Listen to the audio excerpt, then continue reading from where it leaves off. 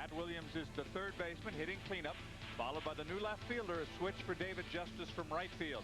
Manny Ramirez is the right fielder batting number 6, followed by the second baseman Julio Franco.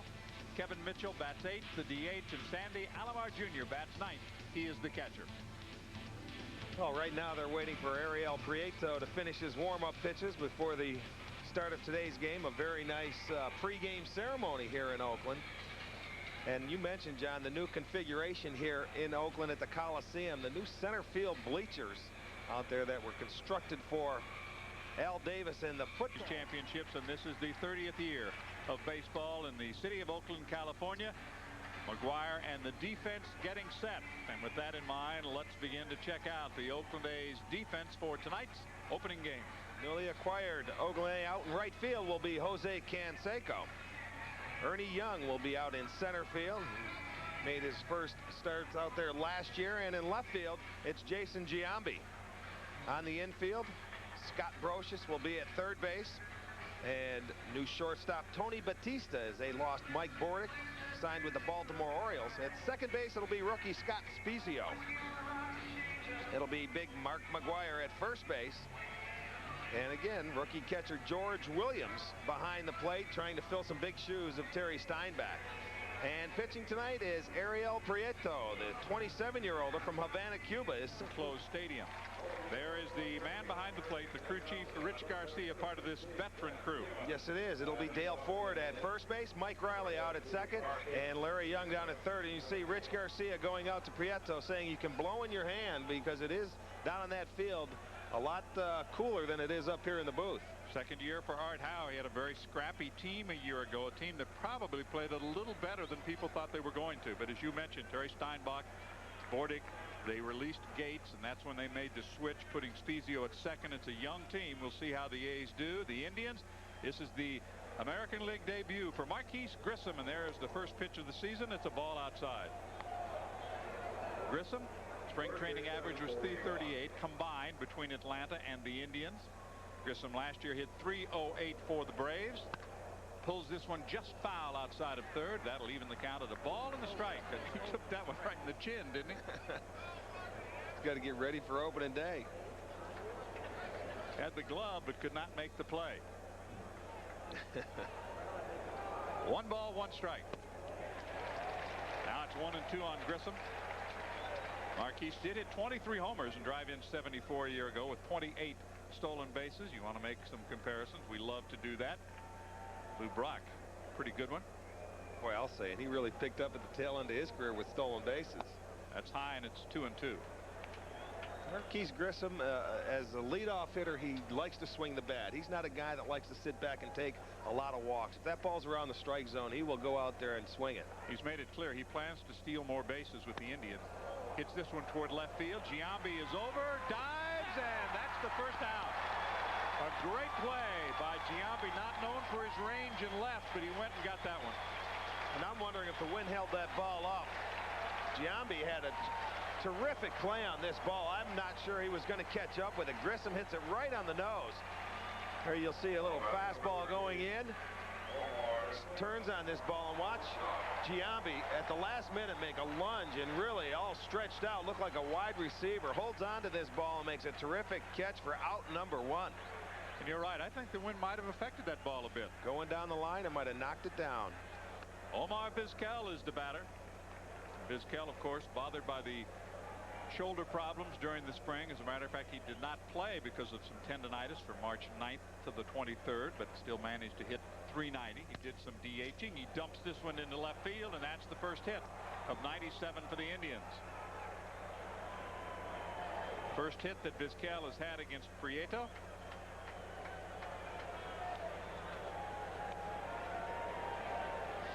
Omar, patented Omar from the left side when he can hit those line drives to left field. This is a pretty good pitch down and away. He just stays on the baseball. Now let's check out Supervision, our new toy for 1997. We'll see where this pitch was, right on the outside corner, and it was an 80-mile-an-hour pitch. And we will get into this a little later in the ball game, but this is how it left the pitcher's hand, and it was a good pitch, and Omar went with it for a base hit. And you frame the 85 number in the middle because that is what a speed gun, for the most part, a radar gun, will show you the speed of the pitch. Vizquel aboard. The pitch to Thome is down and in for ball one. Jim Thome 0 for 4 against Prieto in his brief appearances, and you see Jim's spring training numbers at .319. Thome, a breakout season in '96 with 38 homers, 116 runs batted in. He hit .311. The most home runs by a left-handed batter since Trotsky hit 42 all the way back in '36.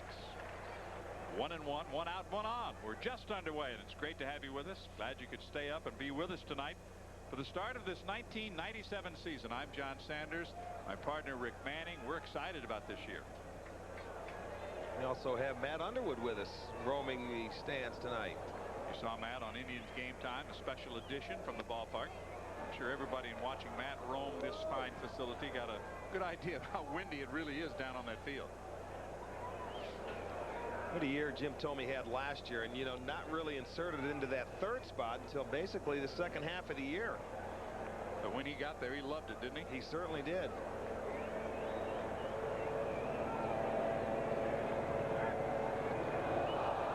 Well, he tried to throw over to first. Didn't quite get there. He spiked it. Ball never quite. You're right. It got out, and I was wondering if that could be a balk, never throwing to first base. And I think Mike Hargrove wants to come out and ask Dale Ford on this. You'll see this ball slipping out of his hand. Right there. There it is. I don't know if it's slick, but tried to throw to first base, and I'm sure Mike Hargrove out there asking Dale Ford on whether that's a balk or not, because the ball never got to first base. Well, he did try to throw it. It's kind of like a quarterback who goes back and the ball slips That's out true, of his but hand. it never did get to the first baseman. Satisfied with the, well, Mike had say, top half of the first inning. You don't want to go out and yell now for game number 1 in 1997. The count is 2-1 on Jim Thome. Remember Jim with a club record 123 walks last year. Wonder how that throw would have looked on supervision. 3-1. 3 balls and a strike. Vizquel with a base hit is on at first. Prieto lost to the Indians a couple of times back in 1995. As a matter of fact, his second major league start was against the Indians on the 14th in '95. He pitched a complete game and lost. Yeah, he pitched very well. I believe that game was in Cleveland. We did that game. Vizquel running on 3-1. Here's the throw. He dives. He's in there. Vizquel with the first stolen base of the new season. Omar last year with 35 steals. He was caught 9 times. And he's in scoring position. The count is full on Jim Thome. Well, he automatically runs in this count 3-1, and you'll see that breaking ball down. Thome swings over it, and Vizquel just gets in and beats that tag. And that stolen base was brought to you by Murray's Discount Auto Stores. Super parts, super people for super prices. There you see the leaders from last year. Kenny Lofton, of course, is now in the National League. And Vizquel was in that top 5. Now 3-2 on Thome. The Indians with a threat in the first, and Thome tried to hold up, went around. Count remains 3 balls and 2 strikes. The Indians 99 and 62 in 1996. Their road record was 48 and 33. They were first in the American League in batting average at .293. Second in runs, 5th in homers, 2nd in steals, number 1 in ERA as well.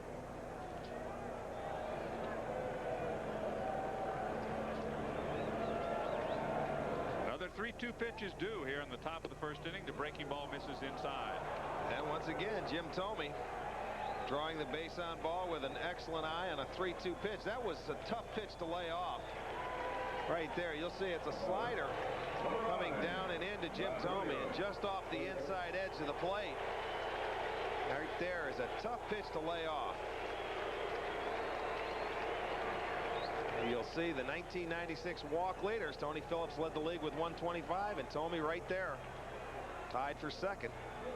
An early opportunity and across the bay homecoming for Matt Williams. He did play in Candlestick on Sunday and Monday. The team worked out here yesterday. Williams, first American League pitch, is high for a ball. Well, in introductions today, this guy gets a big round of applause when he was introduced. just as he did over across the bay in San Francisco for the exhibition games. .319 average in the spring for Williams. Matt hit .302 with 22 homers for the Giants. Swings and misses. Vizquel trying to steal. He's safe. Trying to bring that glove up. They did call him out originally. I wonder if they're going to call an error on that, because Larry Young, the third base umpire, Omar felt he had a jump, took off. Good throw by Williams coming out, and you'll see if Brocious can hold on to the ball, he drops it down and hits the helmet of Vizquel, but by the time he brings the glove up to show Young, you'll see him ringing him up. He's got to change the call because he did not have possession of the ball. Runners at the corners.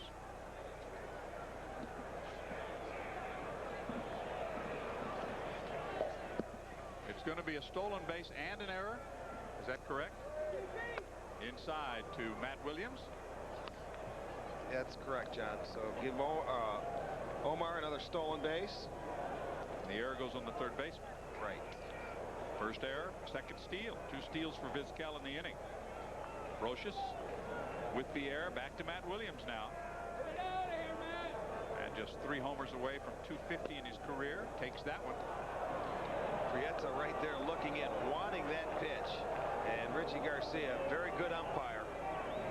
Let's check it out on supervision, and this will tell you if this ball is in the strike zone, it'll show red. Leaving the pitcher's hand, there it is. He wanted the pitch. I can't blame him. Right on the outside edge. Williams gets the break on that one. 3 balls and a strike. Now Matt can look for his pitch. The fastball in. The bases are loaded with 1 out. Second walk in the inning. Well, what happens in that situation, now when you don't get that pitch that he had on the outside corner, puts him to 3-1, and now you've got your cleanup hitter. He does not want to groove one. So what happens, he tries to be a little bit too fine, and you'll see this ball, he tries to sink it down and in because you don't want to groove him a fastball. It's a 2-seamer, comes down and in, and you'll see it leaving his hand, and that is off the inside edge. Now that ball crossed the plate at 82 miles per hour because as you see the numbers, it breaks down every 10 feet. With the average speed 86 on that sinking fastball. David Justice now, his first American League at-bat, will come with the bases loaded. They are juiced for Justice. Ground ball to second base, could be a double play. To second for 1, that's all, and the Indians take the lead. And look at the hard slide by Matt Williams, taking out shortstop Tony Batista, who could not even draw a throw. And that's the style of his game. Good hustle right there to get the Indians on the board by Matt Williams. It will be an RBI, the first in the American League for Dave Justice, and the Indians score the first run of the season. And you'll see, watch this. He goes out of his way and really takes him out. Now, what you have to do there, as long as he can reach back and touch second base, that is a good, hard, solid slide. He wasn't going for the bag. He was trying to break it up. And you'll see Justice crossing first. It's 1-0 Tribe. Manny Ramirez now with runners at first and third and 2 outs in the inning. The Indians have taken the lead. I think, Rick, that's got to be an unearned run if you factor in the error. Runners at the corners. Ramirez takes a called strike. Manny is 1 for 4 in limited appearances against Prieto. He had a good spring, did Manny? Well, a lot of people may wonder why Julio's hitting 7th or Mitchell H. Because Mike Hargrove went back and checked the numbers over the last 3 years of Manny Ramirez and found out that his best numbers he produced in the number 6 spot. So that's where he is going to stay. Just a piece of that when he's down to the count. No balls and 2 strikes with 2 outs and 2 on. Of course, Manny did miss some time, about a week in camp in the middle of March because they strained muscle in his right quad. He is a career .302 hitter in this ballpark. Seems like Manny hits 300, doesn't matter what park he's in. I think you're just about right. That will be right before it's all said and done. Jim Thome is on at third. David Justice on the fielder's choice, picking up the RBI, is on at first. An unearned run. The Indians have the lead 1-0. A cool, breezy night in Oakland, California.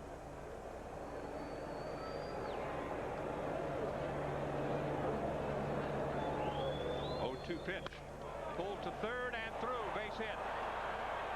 A 2-out RBI single by Manny Ramirez on an 0-2 pitch. The Indians go up 2-0.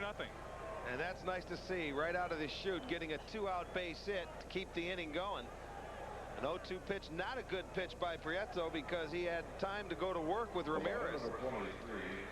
You'll see where Williams is sitting on that play, but this ball just didn't get in enough. You see the movement was there, but Manny very strong and hits it by Brocious to third base into left field. Indians now 2 in the top half of the first. Let's watch that pitch come in from supervision. And you'll see the angle coming in, about an 87-mile-an-hour sinker that's going inside edge for a strike, and Manny makes him pay. Called strike to Julio Franco. A year ago, he was part of the starting lineup, but at first base, and also batting in a different spot, the number 2 hole. Tonight he begins at second base, and he's down in the 7th spot. Kevin Mitchell, the DH, has moved out on deck. Runners at first and second, 2 runs in. Hit through the right side, base hit. Here comes Justice toward the plate. He will score. 3-0 Indians. A couple of big 2-out base hits, and of course that is something that Julio Franco has specialized in. He was the best at it last year, no doubt about it. And Franco just going the other way with the pitch. We've seen him do it so many times. Gets it into right field and increases the Indians' lead to 3-0. And look at, they try and go inside on that pitch, and that ball stays middle of the plate. And Julio's approach is just stay on the baseball, go the other way, shoots it by Spezio at second base, and Canseco out in right field, not with a good throw to home plate, and Justice is able to score standing up. David thought about sliding, but decided to take it standing up. He knew it was not going to be close. So right now there are smiles on the new members of the Indians. Well, I know one person that's got to be smiling. That's Charles Nagy. Before he toes the rubber, he's got a 3-run lead and could be more. All the runs are unearned, by the way. Kevin Mitchell added to the roster on the 31st when purchased from AA Akron. He had signed a contract and had come to camp as a non-roster player, tailing fastball, ball 1. Prieto trying to work through this first. He's given up 3 runs. 3 hits, a couple of walks hurt him as well. And of course the error mixed in. That's a strike on the inside part of the plate. But credit the Indians at the 2-out base hits by Ramirez and by Julio Franco. Well, see, this is the kind of team that good teams take advantage of a team that makes a mistake. And when the ball did not stick in Brocious' glove, gave the Indians an opportunity. And you mentioned the 2-out base hits. They've taken advantage. Almost threw that one by his catcher. Kevin Mitchell during the spring bothered much of the time by a strained ligament in the middle finger of his left hand. Did some pinch hitting. Art Howell had gone to the mound to try to settle the young man down, the 27-year-old from Havana. The Indians have touched him for 3 runs here in the top of the first inning. It's opening night in Oakland. That went back to the screen. The runners will both move up.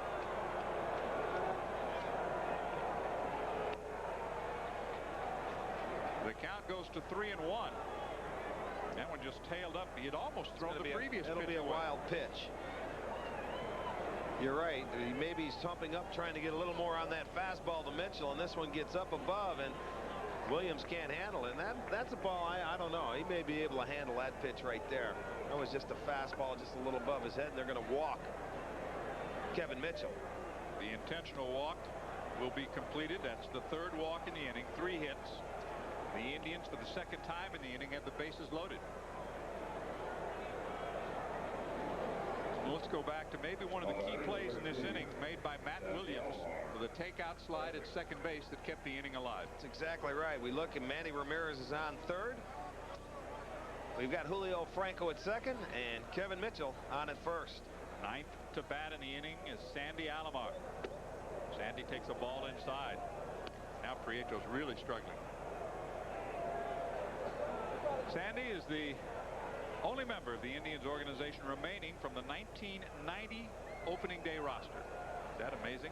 Complete change. Bounce to the left side. Backhanded. Throw to second. Not in time. It's 4-0. Tell you, I don't know if even if he picks that ball, if he would have been out, because Mitchell really hustled down there. That ball was not hit sharply, but Bautista had to go to his right. It is a base hit. I thought Mitchell would have beaten it. No doubt about it. He got down there in a hurry, and he ended up short hopping Spezio at second base. And Alomar continues with a base hit. It'll give him an RBI. You'll see he gets it out of his glove, short hops him, but watch Mitchell. Beats the throw. Good hustle by Kevin Mitchell. He was there, and the bases are still loaded. The Indians have batted around in the first inning of the new season. Grissom retired on a good play in left field. Hits this one high to left center field. This will end the inning. Ernie Young makes the call. And the catch. But the Indians score 4 times in the top of the first. The A's are coming up. The shortstop, Tony Batista, followed by Scott Brocious. The third baseman, Jose Canseco, is back playing right field. Mark McGuire at first base, the cleanup hitter, followed by Geronimo Baroa, the DH. Jason Giambi in left field. Batting 7th, it's Ernie Young. Scott Spezio, the rookie second baseman, batting 8th, and a young catcher, George Williams, bats 9th.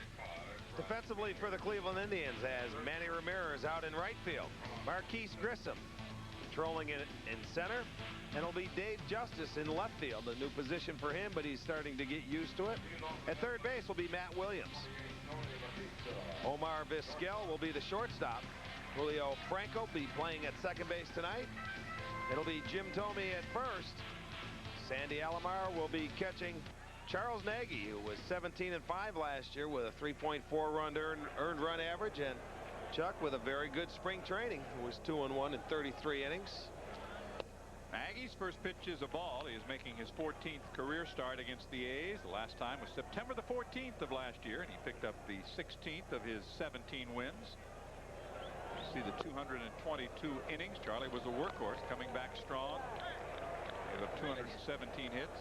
You see, Charlie just looked at the scoreboard to see if that wasn't a strike, and we called it a ball.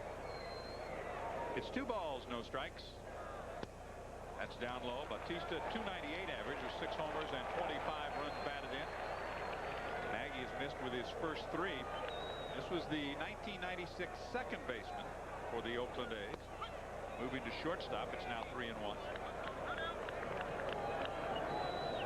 You saw his numbers for spring training. He is 2 for 7 in his career against Charles Nagy. Bounces it to Matt Williams. One big hop, and Williams throws him out. It's another thing we want to watch. The defense for the Indians on the left side of that infield is going to be outstanding. This guy makes it look so easy sometimes at third base. Well, the thing I've noticed in spring training, when he throws it to first base, it's almost right at the shoulders every time. He's incredible, but that left side is going to be tough to get a ball through. The Indians were better defensively in the spring. They made 27 errors. So they were 3rd in defense in spring training. It's a strike to Scott Brocious.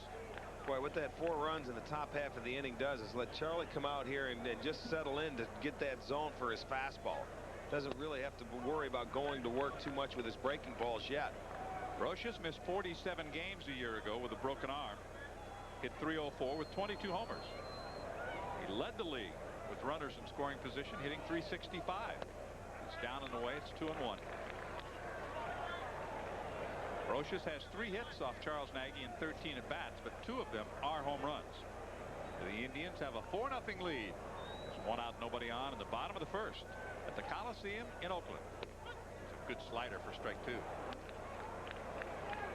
2 balls, 2 strikes.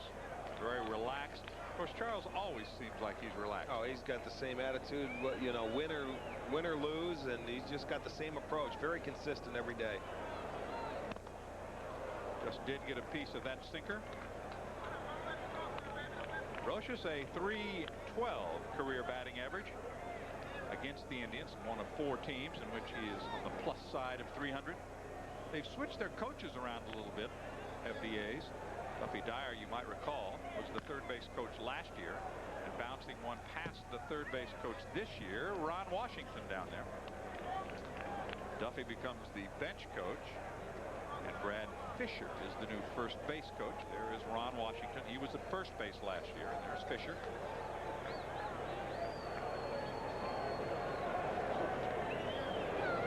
Breaking ball catches the inside corner, and they ring it up for strike 3.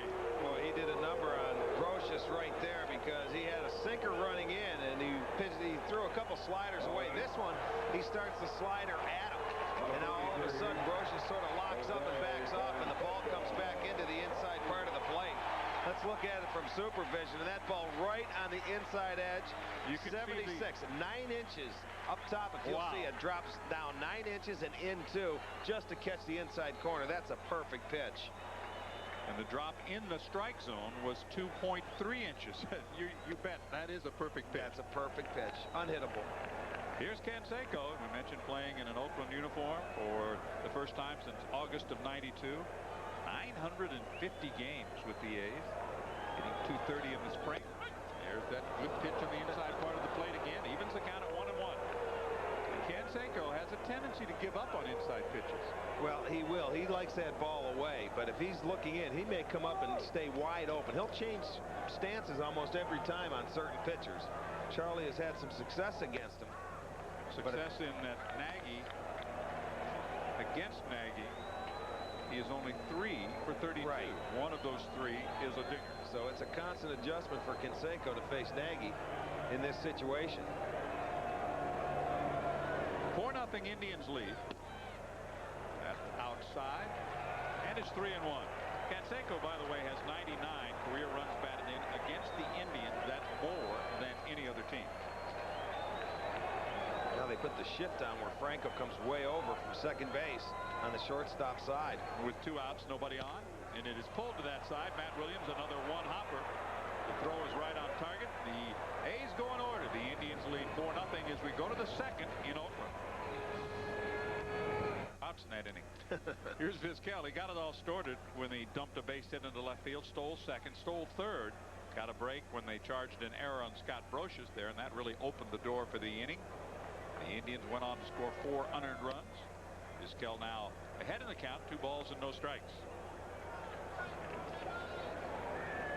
And after Omar bats, we're going to give you a little more detailed explanation of what you're looking at on our new toy, Supervision. This has popped up. George Williams in foul territory takes care of Vizquel. Now let's go to Supervision. You can explain some of the things that you're seeing when we replay the pitches. Well, when you look at this pitch right here, you'll see up in the top right-hand corner the pitch break. That pitch went down 3 inches and away 2 inches. So that's going to be to a left-handed hitter. On the zone drop, if you see the 1.69 inches, that's the drop that comes from the front of the plate to the back in the strike zone. And as we see the numbers on the bottom, that's 10 feet from 60 feet to home plate. The middle one that is highlighted is halfway, normally where the scout's radar gun will pick the speed up of the baseball. So keep in mind that when a pitcher makes a pitch, it is not the same speed all the way from his hand to the plate. That is pointed out graphically by those numbers at the bottom. That is correct. And then when you see home plate and it's in a red zone, that means it's a strike. It may not always be called a strike. No, that's true, like we saw earlier today. But that one right there is a strike on the outside edge to a left-handed batter. Try and help you explain this so you can understand it, because we can really have some interesting things here where you can see pitcher-hitter matchups, and hopefully you'll be able to understand it at home if I can explain it to you correctly. Tommy takes a called strike 2. 1-2. Tommy walked his first time up on a 3-2 pitch. The other thing it will enable us to do is show you what we talk about a lot when a pitcher makes a mistake up in the strike zone or gets the ball out over the plate. Supervision will show graphically how that works. Pops it foul, out of play. Well, 6 unique styles of Cleveland Indian sweatshirts now available at the Cleveland Indian team shops. These heavyweight sweatshirts are perfect for lounging around watching an Indians game on TV, or an April day at the ballpark, or really even a June day sometimes in Cleveland. Call 1-800-38-TRIBE and order the sweatshirts. Now we should point out that we are debuting Supervision tonight out here on the West Coast. Supervision will be a part of all 55 of the games that we televise from Jacobs Field. So in addition to our overhead camera, and of course we can use Supervision to show overhead views as well. Certainly can. It's going to be a fun year. Tommy checks his swing, takes the pitch down and in. So for the second straight time, Tommy has worked the count full. 3 balls, 2 strikes. Prieto giving up 4 hits and 3 walks in the opening inning. 4 runs. They were not earned.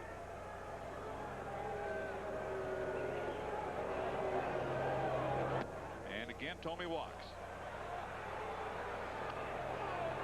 Prieto was ahead in the count, a ball and 2 strikes, but he could not finish off Jim Tomey.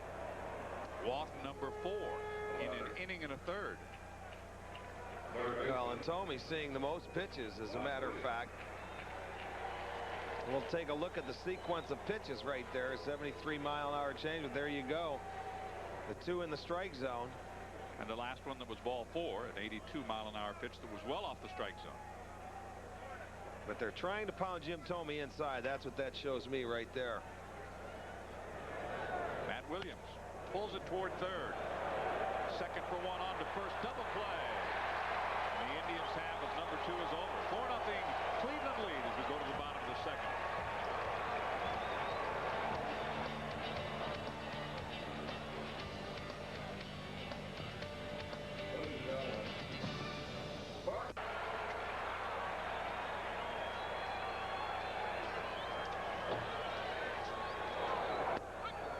Takes a called strike 1. All he did last year was hit a home run at a major league record rate of 1 homer per 8.13 at bats. This one is lifted high in the air to shallow right. Franco out, Ramirez in, drifting toward the line, and takes care of McGuire.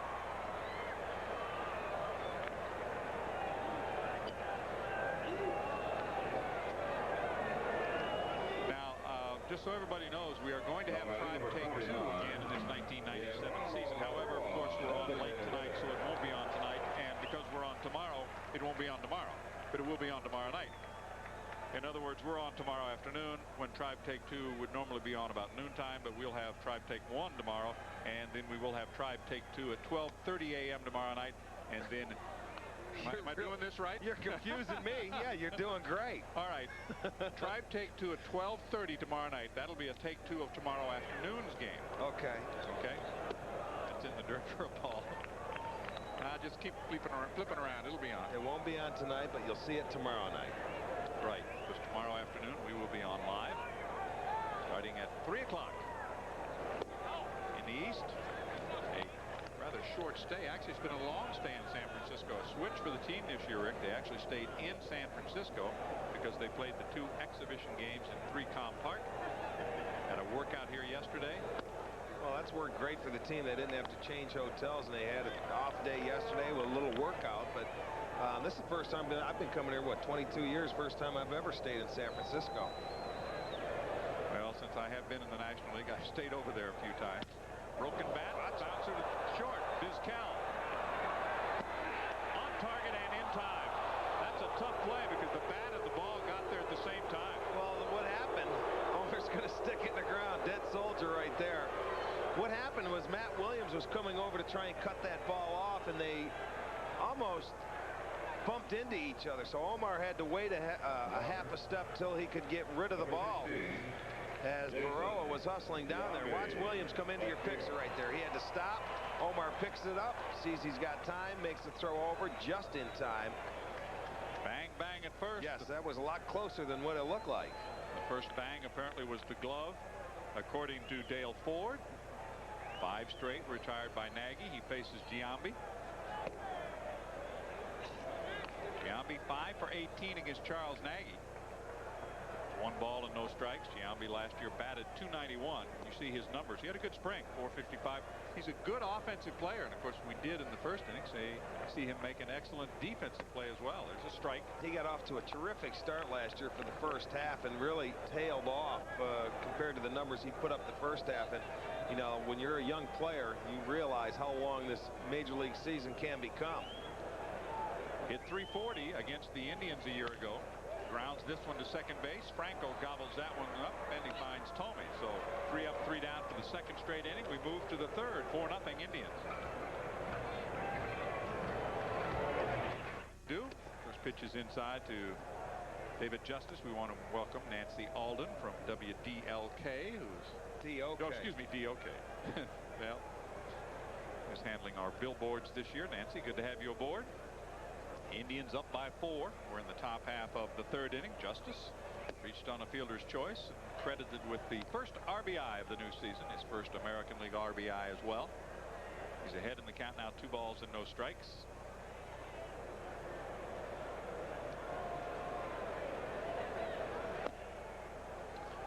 Talking with David before the game, he figured I asked him how he felt about that trade. He said initially he didn't really know. He said, but he loves it over here now. Fits in.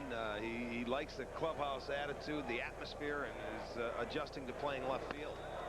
Upstairs, and he is aboard. That is walk number 5 issued by Prieto. The Indians get a start to the top of the 3rd on the free pass. And let's check out our new Dodge home run leaders from 1996. And we've already mentioned the man at the top, Mark McGwire, followed by Brady Anderson, Ken Griffey, who hit a pair on opening day, and Albert Bell, who also hit one on opening day. There's McGwire. To be like Gonzalez that hits 47. You come in 5th place. This is amazing, isn't it?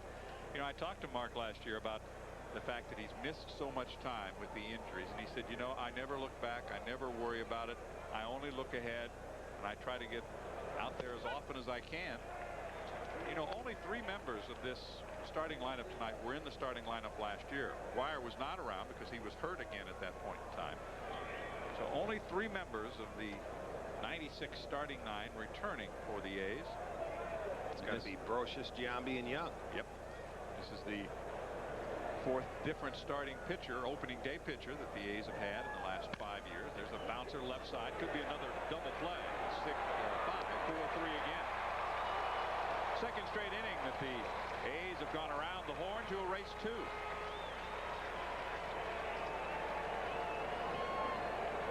Well, he runs this ball in on the hands, and this one was a little bit more inside than that base hit that Manny got when he was 0-2. Brocious comes over, gets it over to Spezio in a hurry, and he's able to turn the double play. Interesting, Spezio has only been playing second base since the 10th of March when Brent Gates was released. Well, I saw him out there early today with Ron Washington working on turning double plays. He was sitting there throwing him baseballs, about 50 of them. Here's Julio Franco, who last June 11th against Willie Adams, who pitches tomorrow, collected his 2,000th hit. It'll be Adams matched up against Oral Hershiser tomorrow afternoon, a 3 o'clock start, Cleveland time. Friday, Bartolo Colon will make his major league debut against Alan Watson of the Angels, who will make his debut as a starter. I'm going to be curious to see how many games Julio Franco can play at second base this year. I asked him today. He said he enjoys playing second base. But, you know, the key is the durability factor out there. He had a hamstring problem last year at first. It kept him out for a couple months. But offensively, if they can keep him at second, then Mitchell can DH. But Mike Hargrove is going to have to find at-bats for Kevin Seitzer, for Brian Giles. And, you know, he's got his work cut out for him because Giles can play all 3 outfield positions as well as DH. Ground ball to second base. Spezio takes care of Franco. The Indians are retired. Bottom of the 3rd is next. 4-0 Cleveland. Inning number 3. Bottom 3rd of the order. Ernie Young, the center fielder, leads it off, followed by Scott Spezio and then George Williams. Charles Nagy's been working with a 4-run lead since the top of the 1st inning. The first pitch is fouled away. Well, the defending American League Central Division champ Cleveland Indians battle the Anaheim Angels in the home opener on Friday, April 11th. All fans attending the 105 game will receive a commemorative opening day baseball. That's courtesy of True Value Hardware. Those of you who don't have tickets, catch all the action on the Indians Radio Network or watch it on WUAB Channel 43. We mentioned Charles Nagy a year ago against these Oakland A's was 3-1. He is 8-3 against Oakland in his career. 74 wins, 54 losses, 27 complete games, 5 shutouts. This one is hit hard into right center field. Grissom on the move, looks up, and it is gone. The Oakland A's get on the board. A shot to right center field, and I mean he nailed it.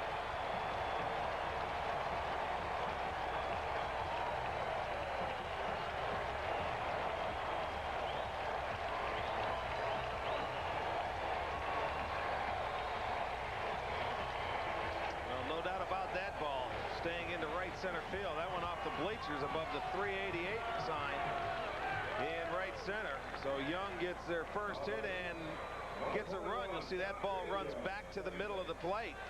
It's middle 3rd, and we'll see the mistake by Charles Nagy. He wanted that ball away. Now to the right-handed hitter, you'll see it's right down the middle, 85 mile an hour. And gone. Just like that.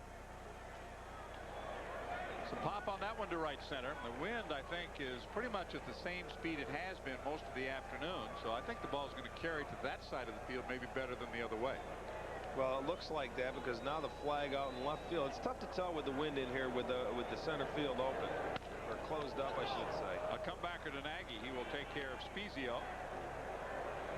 That's the first out in the bottom of the third. It'll bring up George Williams. Williams was with the A's most of last year, but they had a fellow by the name of Steinbach.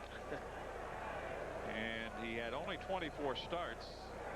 Batted only 152. And they sent him back to Edmonton. He had 404. Good spring training numbers for George Williams.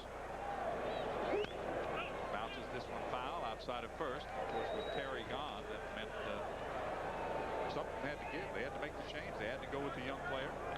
They did bring in Dave Valley, and then they tried to send Valley down to AAA. He says, no, I'm not going back there. I don't blame him, but I mean, Oakland, they're going with youth. You might as well go ahead if you're going to make that commitment.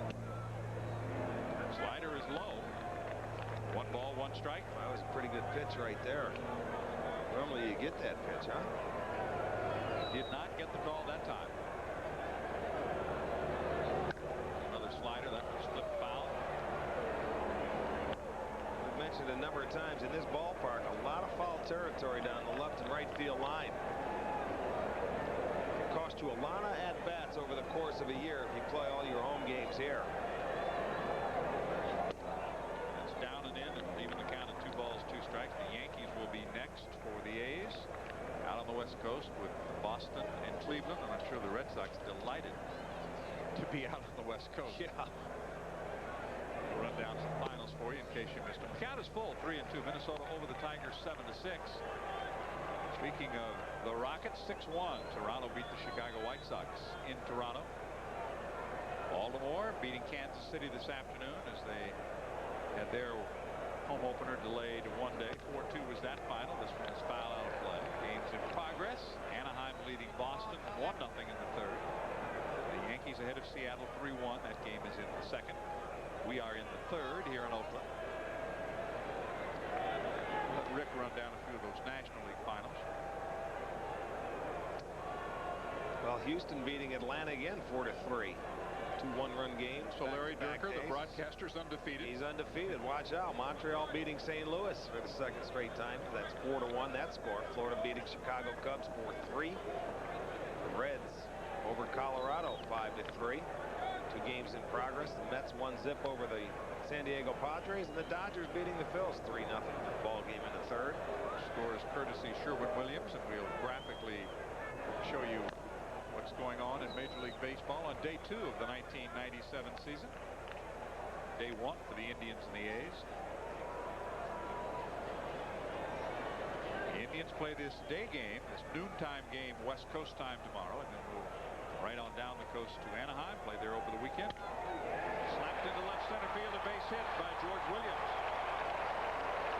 He rounds first and hangs on. Second hit of the inning.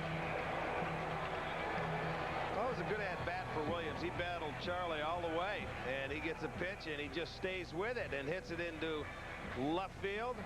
Watch this pitch as he tries to throw a sinker away, but this ball stayed about belt high, and looking at supervision, you'll see that ball went down 5 inches and away too, but it was not down enough, about belt high, and he just goes the other way. Grissom backhands it, and as we watch Marquise Grissom play center field, he plays a much shallower center field than Kenny used to play. Kenny showing some of his excellent defense yesterday. Yes, he did. A couple of good plays in the outfield. Well, the one thing Marquise is going to have to do is get to know the pitching staff first and some of the hitters in this league. And I think the second time around, by the second half, you will see him starting to move in and cheat because he is an excellent center fielder. 4 consecutive Gold Gloves. They appeal. No is the call at first. 2 balls and no strikes. Charles Nagy's given up a home run here in the inning to Ernie Young, a leadoff homer. He got Spezio on a comebacker. And Williams lining a single into left center field. Batista, as I mentioned, was the second baseman for the A's last year. He plays shortstop this season. That's flipped in the air, foul down the right field line. 2-1 the count. Let's talk about the chemistry on this team. changes made, of course, with Matt Williams coming over, and then the late spring training trade that brought 2/3 of the outfield to this ball club. Said that Justice feels very comfortable here, but yes, he does. I think there still has to be a little bit of a settling in period as far as working with new teammates and a new system. No doubt, Manny's here. He knows the league already. He might be able to help those guys out, but Williams in third. He'll go to second for one, on to first. Look at that. Double play. A terrific around the horn twin killing. Takes care of the third. The home run gets the A's on the board. The Indians lead by 3 as we move to inning number 4.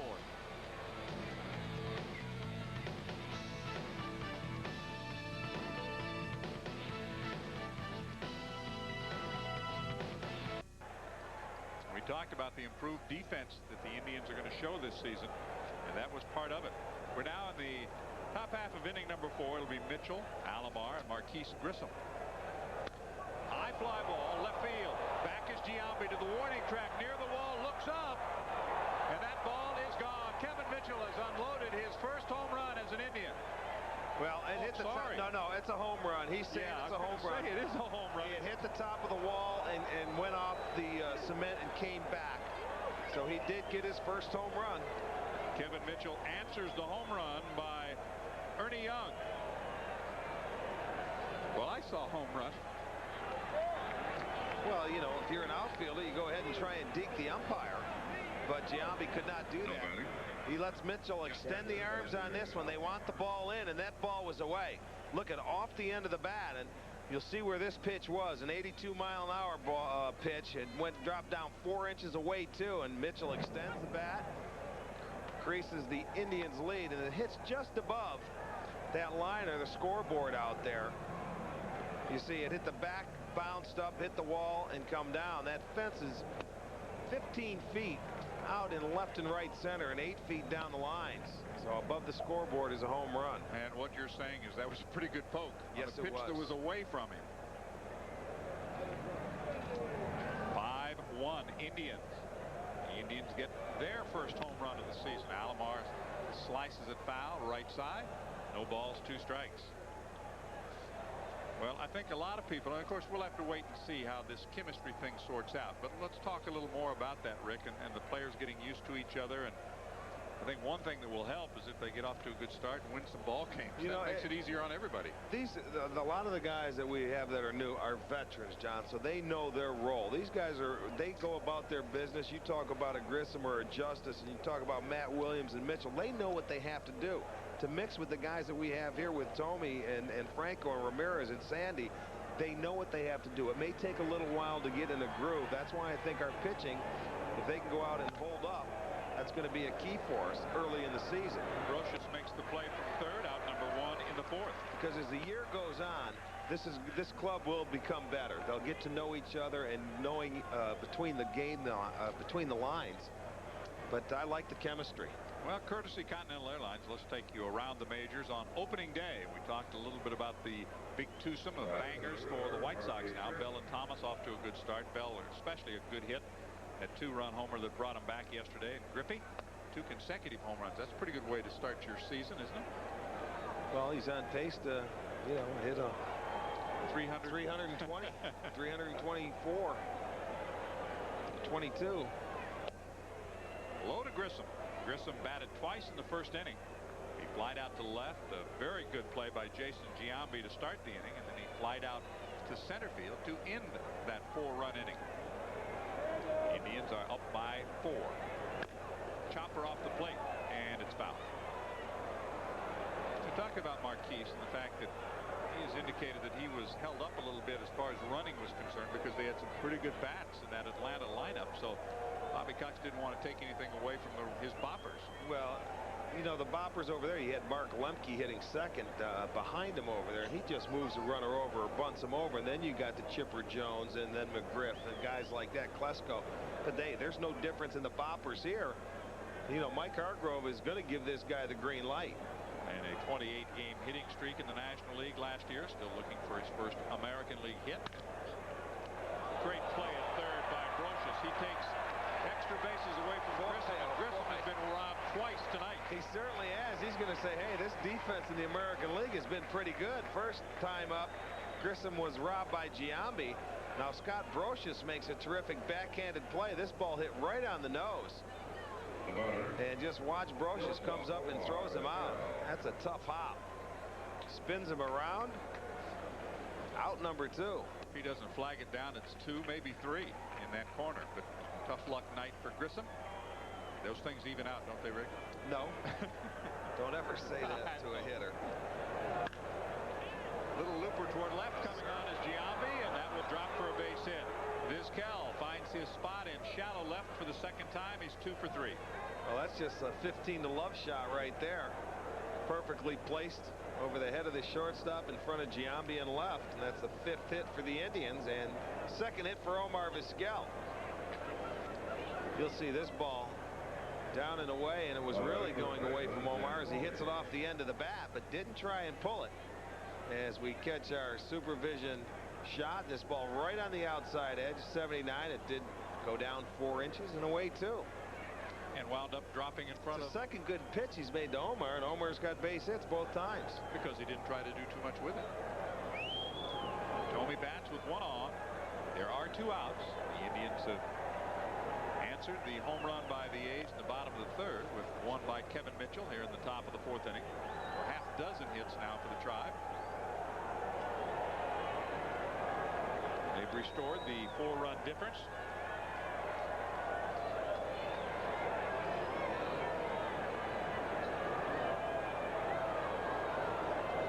Thome has walked twice tonight. He has scored a run. That's up high. 1 ball, no strikes, 2 outs. Vizquel aboard. Vizquel with a base hit, 2 stolen bases in the 1st inning. And a run scored. He has been busy. The RBIs tonight have been spread around. Justice has 1, Ramirez 1, Franco 1, Alomar 1, and Kevin Mitchell on his home run has 1. 5 different Indians with runs batted in. Thome swings and misses out in front of that pitch. It's a ball and a strike with 2 outs for Jim Thome. Against right-handers, you see how tough he was last year. 31 of his 38 home runs and 86 of his 116 runs batted in against righties.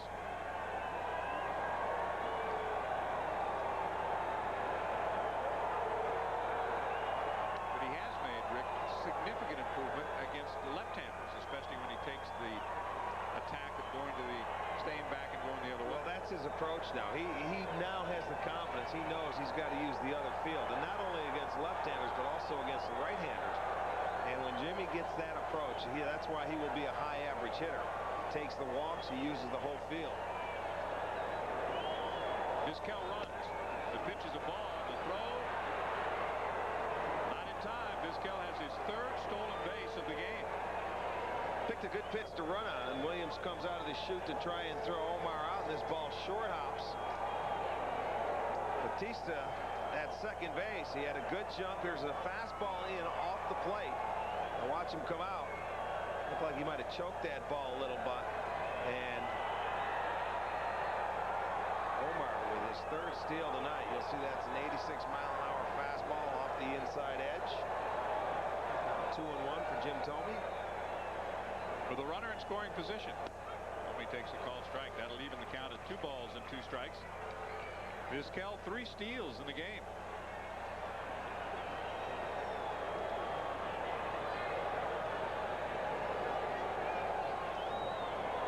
You can see Williams looking into his dugout.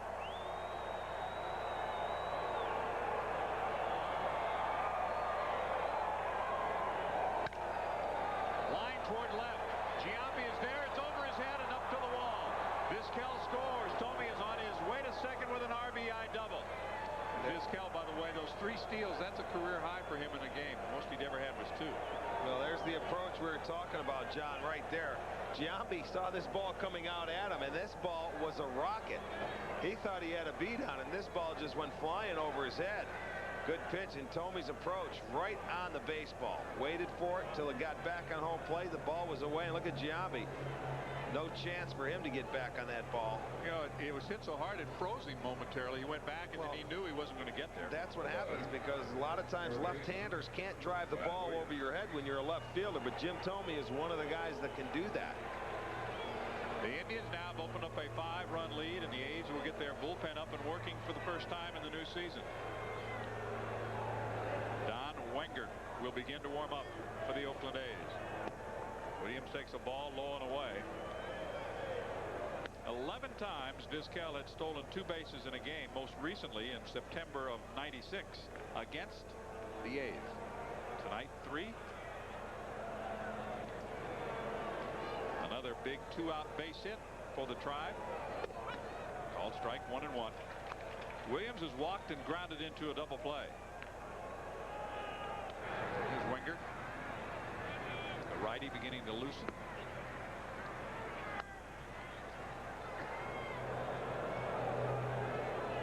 It's Tomey at second with 2 outs. Williams takes just inside, and look at the reaction from Prieto. His glove on his hip, as if to say, well, where was that? It's 2-1. Well, one thing I like so far for game number 1, the Indians with 3 2-out base hits to this point.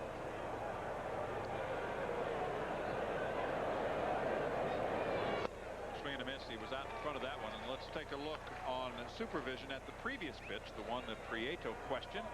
See how that one works out. Courtesy Questek. Sorry, Ariel, it's a ball. It's inside. 2-2 on Williams. Tomey at second with an RBI double. That is fouled back, and we should remind you that supervision is brought to you by Questek. We invite you to visit them on their website, which is www.questec.com, and it's QUESTEC. www.questec.com. It's a great toy, isn't it? Yeah, I gotta understand it first. Oh, you're getting there. 2 balls, 2 strikes, 2 outs. The Indians 6 different players with runs batted in the ball game. They've spread the wealth so far in a 6-1 lead here in the 4th inning. Williams, high fly ball, deep left field. Giambi back. The wind will keep it in the park. Certainly did knock that one down. Side retired. The Indians tack on 2, lead by 5. We move to the bottom of the 4th.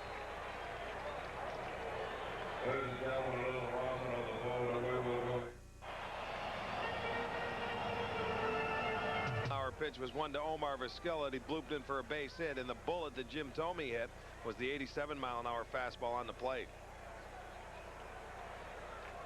The 82-mile-an-hour got out of here. Down in that zone is usually how long it goes. Between 82 and I'd say 85 mile an hour are where big leaguers take advantage of it.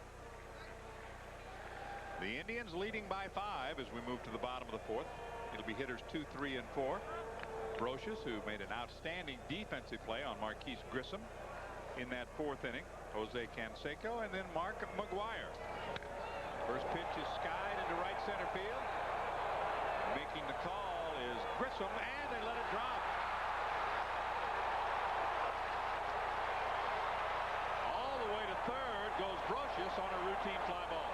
Well, that may happen occasionally because of Grissom and Manny not being together, but from what it looked like here, it looked like Grissom waved him off, and that ball blew towards Manny Ramirez, and he did the right thing. If the center fielder calls for it, watch Grissom. He's looking over there at Manny, and he was going up. Manny was just going to back off of that play. Now, right there, I can't blame Manny because I think obviously Grissom must have called for it, and that ball continued to blow towards Manny Ramirez, and it drops. Just a communication breakdown right there. It becomes a 3-base hit. The 3rd hit for the A's. The first pitch is blocked nicely by Sandy Alomar. The fans here at the Coliseum approaching 40,000, making a little noise for the first time. We're in the bottom of the 4th. It's a 6-1 Indians lead. A gift for Brocious. But you're right, as the ball was hit, Grissom immediately raised his right hand to say, I've got it. And that's when Manny began to back away. Well, that's okay. I mean, it's going to take things like that to get used to each other. But Manny did look at that swing and a miss on a good breaking ball. Manny did the right thing. When the center fielder calls for it, you give way. He's the captain of the outfield out there, and that's exactly what Manny did. So they'll talk about it after this inning. They'll go into the dugout and say, hey, next time you can call me off if you want. And of course the wind is blowing that direction. We saw it knock down the ball hit by Matt Williams. Canseco trying to pick up an RBI his first of the season. The Indians will play back. They'll give the run for the out. Again with the shift on for Canseco, who grounded out to Matt Williams his first time up.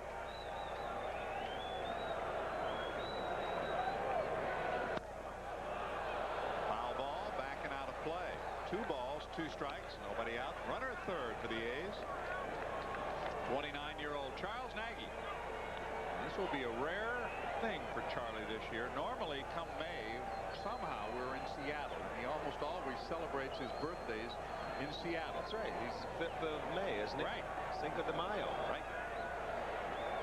Not this year. That'll do it for Canseco. Charles gets his second strikeout, and he went to work on him. Yes, he did. Terrific splitter right there. That ball going down in the strike zone. Good splitter by Charlie. As you see Sandy sitting away, and all of a sudden, boom, the bottom drops out. How much did it drop out? Well, I think about 6 inches. How about that? 6 inches down, 2 in. That's a good splitter as he gets Canseco to chase after it for strikeout number 2. McGuire flied out to right his first time up. He bounces this one left side. Vizquel on the run. The throw is right there, and McGuire will get his first run batted in of the new season. Well, all in all, you know, Nagy could be out of this inning. 6-2 ball game now.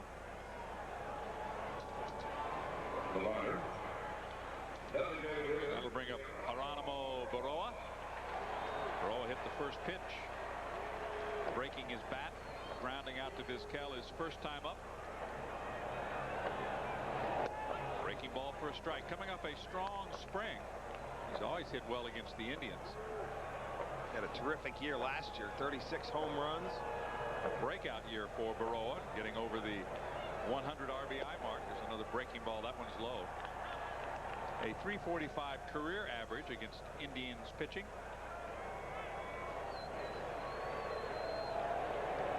Baroa batting with the bases empty, 2 out, and the bottom of the 4th inning. 2 balls and a strike now. The inning started when Brocious lifted a fly ball into right center field that just kept drifting away from Marquise Grissom. He put on the brakes. Ramirez stopped as well. It dropped for a 3-base hit.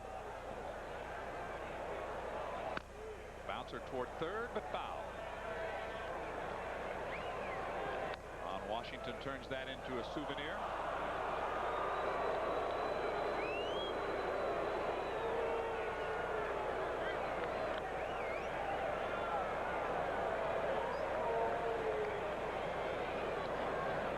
White Sox were losers today.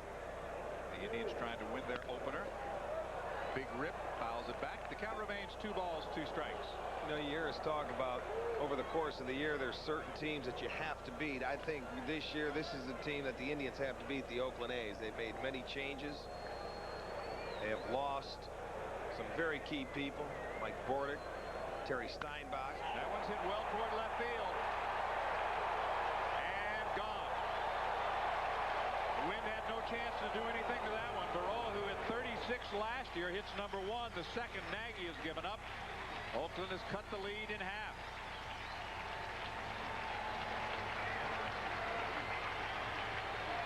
Well, would they have 238 homers last year? Off to a good start. They do have some guys that can hit the ball out of the ballpark. And Baroa gets this one, gets all of it. And there you see that splitter didn't go down. It stayed middle of the plate. 79 miles an hour right there again. That's where Charlie's last home run to Young was, about middle of the plate, and he makes him pay. It's now 6-3 try. Giambi grounded out his first time up. It's kind of the way the A's played last year. Very scrappy and a team that never gave up. This one is in a tough spot. Vizquel says, I've got it. He does, and the inning is over. A couple of runs, one on the gift triple, the other on the certain home run. It's a 6-3 Indians lead after 4.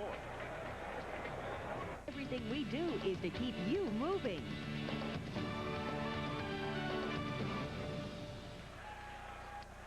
There's There's the conversation, Davey Nelson, Manny Ramirez, and Marquise Grissom.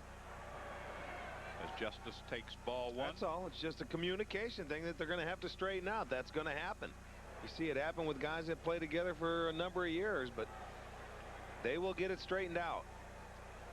Justice reached on a fielder's choice, an RBI in the first. Walked his second time up. Spots that sinking fastball on the outside corner to even the count at 1-1. Prieto has given up 6 on 6 hits. Excuse me, 7 hits. But only 2 of those runs are earned.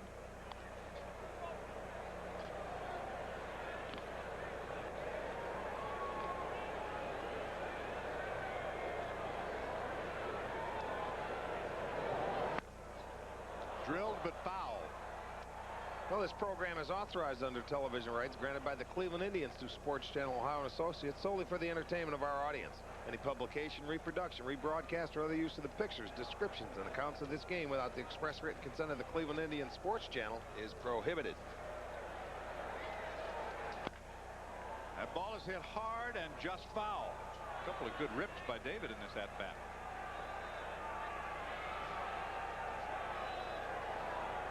But the count remains 2 balls and 2 strikes on Justice.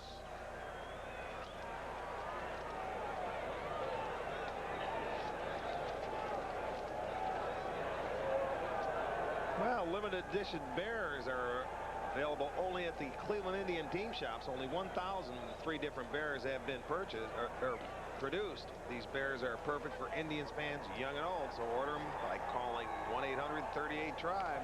Only $30. It is a bit breezy. I hear some papers rattling. That ball's hit well toward left center field. Young is on the move. He looks up. That ball's off the top of the wall. Justice at second. He'll round second, heading for third. Here comes the throw. He is in there, sliding with a triple. Boy, you want to talk about a ball that looked like it carried. That ball almost got out of here. Just hits the top of the wall at the 388 sign.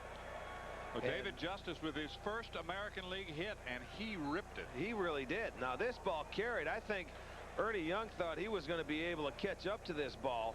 We'll see a 78-mile-an-hour pitch, middle of the plate. Justice going the other way. Watch how close this comes to getting out of here. Just off the 3 at the 388-foot sign. Gets over the head of Young. Justice cruises in easily for a triple. And when this inning began, Don Wengert was already warming up, so we knew it would not take Art Howe long to go get the 27-year-old Ariel Prieto.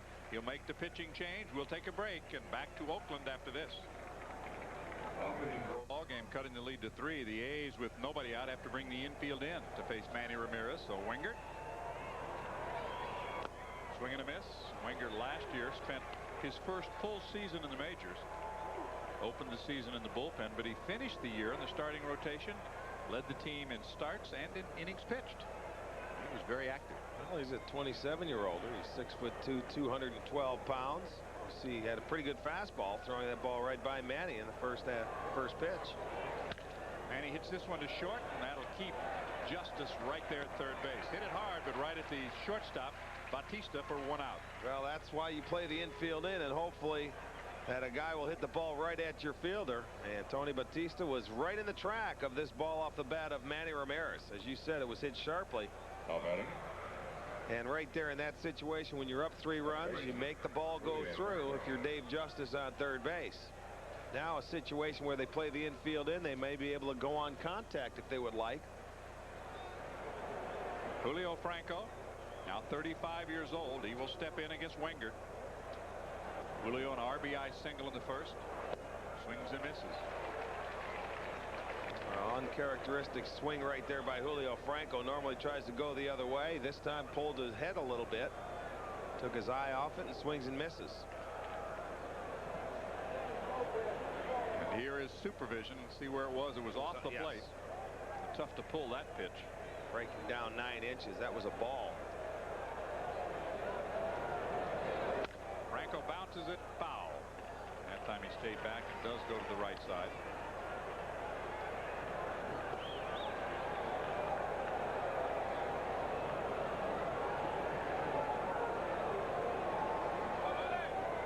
Julio Franco 1 for 5 against Wengert, and 1 hit was a double. He's struck out a couple of times, as you see. One out, one on. The Indians trying to come right back and restore a 4-run lead. Swing and a miss. Great job by Wingert to this point. Now the infield can drop back. And he's not wasting any time, is he? Comes out there, a couple pitches to Mandy or to Manny. And all of a sudden you'll see 3 pitches to Franco. Julio swinging at 2 balls in that sequence right there. One outside, one inside.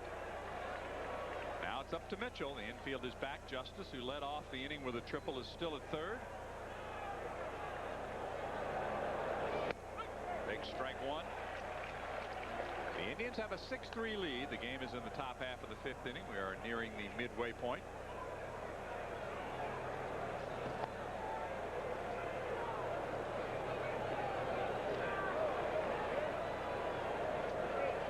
Mitchell, like Franco, is 35. He bounces this one toward Brocious at third, makes the short hop play, recovers, throws, got him. Inning is over. The leadoff triple, but the Indians do not score. Halfway through, the Indians are up by 3. Warehouse game recap. Charles Nagy has gone through 4 innings. Prieto did not survive inning number 5. He left. Mitchell, Young, and Baroa have gone deep. And the Indians sent 10 to the plate, scored 4 unearned runs in the first. There's that bunt in the air, and he's out. Ernie Young trying to bunt his way aboard. Well, if you have ever dreamed of digging in at home plate at Jacobs Field, those dreams can become a reality with the Pepsi Corporate Hitting Challenge. Companies may enter their team to compete in a hitting contest at Jacobs Field, with the championship held before an Indians game. For more information about the Pepsi Corporate Hitting Challenge, call the Indians Community Relations Department at 420-4400, and proceeds will benefit Cleveland Indians charities. 1 out and nobody on. Scott Spezio. Hits this one hard in the gap in right center field. Grissom is over. Can't cut it off. Spezio around first on his way to second. He'll stop for the double. A sharp double induced. Right center field by the switch hitting rookie Scott Spezio. That's hit number 5 for the Athletics. They have hit for the cycle. Well, he hits this ball right on the nose. Nice line drive, and Grissom playing show. This ball hits and skips by him into the outfield, and you see Spezio coming to second base, checking his coach to see if he wants to wave him on. That is why he's a young player. You've got to make that decision on your own. When you're down 3 runs, if you try and go for third, you better make sure you make it. George Williams, who singled his first time up, takes a called strike 1.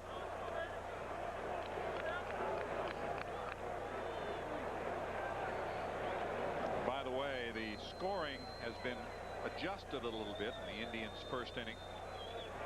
Credit Vizquel with just 1 stolen base, so he does not have a career-high 3 steals. I said that at the start. You know, when you first call a guy out, and then the next time you call him safe, there's got to be an error there. Well, there was an error charged on the play, and it was a caught stealing, not a stolen base. So 2 steals for Vizquel, but that error did open the door for the 4 unearned runs off Prieto. Nagy with a runner at second. 1 out. Trying to protect a 3-run lead. And gets a pretty good piece of Sandy Alomar Jr.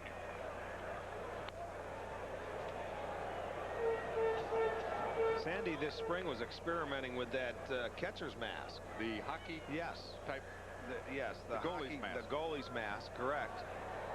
But you'll see he's going with the basic helmet and the face mask, that being a little bit lighter than that goalie mask. Nagy from the stretch, the 0-2 is wasted. It's still no balls and 2 strikes. Charles Nagy, the opening day starter, and trying to win as an opening day starter for the first time in his career. Former #1 pick of the Indians back in '88. Didn't take him long to make it to the major leagues. He was here by 1990, and Sandy wants to make sure that they are set on what they want to throw. He was at the right place at the right time with the Indians rebuilding, and Charlie being a young pitcher, he got to climb up the ranks very quickly. Started the All-Star game last summer, but he has to remind us of where the All-Star game will be in 1997. Can't wait. You can't think about that yet. We're on opening day. That's right. We got to worry about this West Coast trip. Turns away from a fastball that misses. It's 1-2.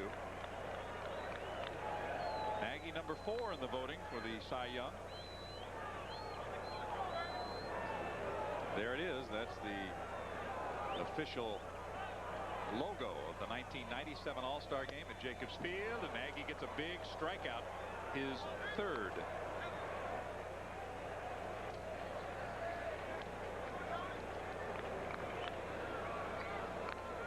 Big strikeout is right. You'll see Charlie going with the slider after he was going down and away with some pitches off the plate to the outside. So he changes his eye level, comes inside, and you'll look at all the different pitches right there and the speeds of those pitches. The 76-mile-an-hour breaking ball coming down and in to the left-handed hitter Williams. Called strike to Tony Batista. He's grounded out and bounced into a double play.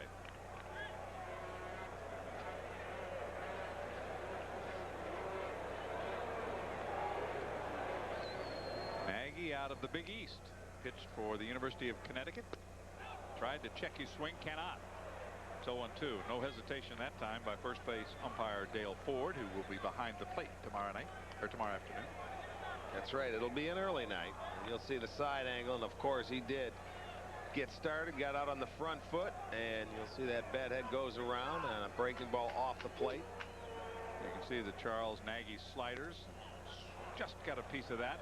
Got a piece of Sandy's leg too. Yes, it did. He'll have to walk that off. Those sliders right around 75 to 77 miles an hour on the average.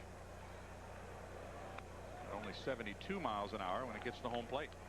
Yeah, but the thing about Charles Nagy's slider, it's almost like a curveball because it goes down so much. It's usually going down between 7 and 9 inches, and it's going away from the hitter. We'll see this last pitch. Look at the break going down. There's 8 inches and away from the hitter 3. That's the tilt. And 2 inches in the zone. 2 inches in the zone. So it is really good. That's why he's a ground ball pitcher. Fastball just off the plate. 1-2 the count. Scott Brocious is on deck. The A's trying to chop away at the Indians' lead. Cleveland scoring 4 runs in the top of the first inning. And just a piece of that breaking ball. I'll tell you one thing. The one thing I noticed about the Oakland A's lineup, they don't get cheated, do they? These guys all have a little open stance, and they go ahead and swing the bat hard. The A's had a good offensive spring for Art Howe. They were 17-15-1, and as a team were 4th in the American League, batting .296 in spring training. They had the best record in the American League West, but Nate, spring training's over. Now it counts. That's true. You know, they had a bunch of young kids trying to fight for positions. A lot of times that'll help a ball club in spring training. We went for a bad one. Alomar will have to track it down. Throw to first. That gets away down the line. The A's get a run. Alomar's throw went into the body of the runner at first. Tommy couldn't pick it. Spezio scores 6-4. Well, that'll go as a strikeout and a wild pitch. And I'm sure an error on Sandy Alomar on the throw that was up the line on the runner.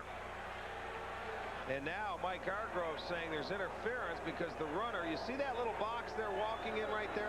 The runner has to be inside that box, because if he's not and the ball hits him and he's heading towards the field, then he is automatically out. And that's what Mike Hargrove is out of the dugout yelling about. Let's check it out and see the throw from Sandy. He is inside the box that I can see right here. Ball drills him. I don't know. Boy, that's... If he's inside the box, it's just by That's on the line. I'll tell you what, that's a very questionable call. He's right on the line. And you'll see it looked like that ball hit him right in the back. And that was what Mike Hargrove was arguing about. That it'll go as an error on Alomar. Strikeout, wild pitch, and they end up getting their 4th run. Well, the A's have made a ball game out of it after the Indians broke on top by 4. Brocious now represents the tying run at 6-4. Nagy a little bit of a victim of some bad luck tonight. The fly ball triple that led to a run, the strikeout, the throwing error that led to another run. Bottom of the 5th inning. Isn't it fun to be here? Regular season is underway. It's a ball.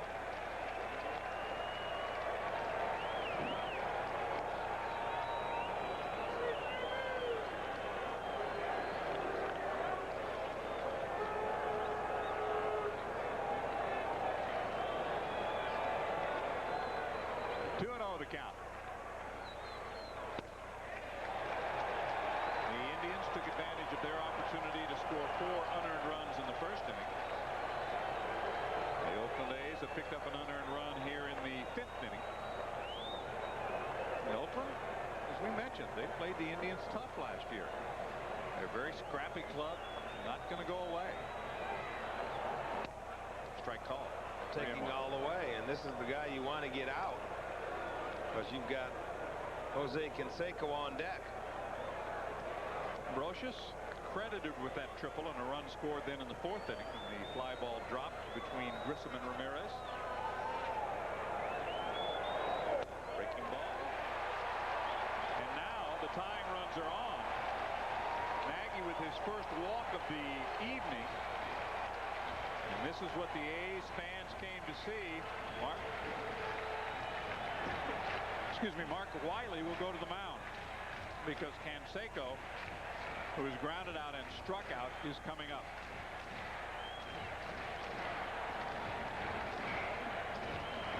Well, Mark Wiley wants to go out and just try and settle Chuck down. He knows what he has to do. There's Louis Isaac on the phone from the dugout. The Indians bullpen is going to get busy. It looks like that's going to be Steve Klein, the left-hander, young man that pitched in Double-A. He will be up and getting it loose. Young man from West Virginia University. Canseco coming up.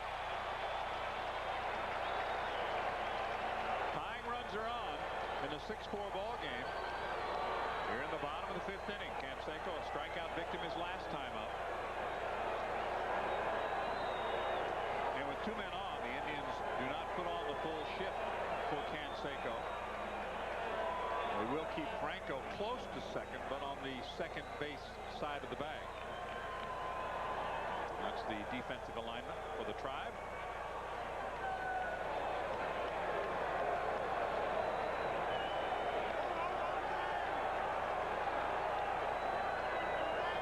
The Oakland fans able to make some noise for really the first time tonight as Canseco takes ball 1.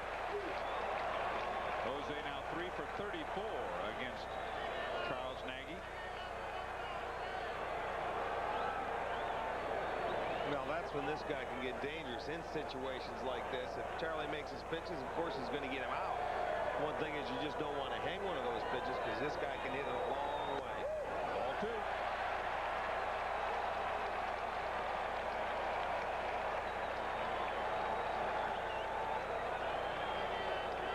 Steve Klein continues to work behind Charles Nagy down the right field line in the Indians bullpen.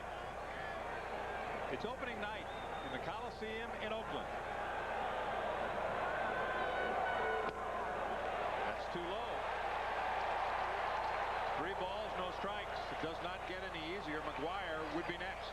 Well, the second straight hitter where Chuck has been behind 3 balls and no strikes. But this is not a guy you just come and groove a fastball 2, 3, and 0. You've got to make a quality pitch in this situation. Bounced foul outside of third. Charles has given up a couple of home runs tonight. He allowed 21 last year in 222 innings.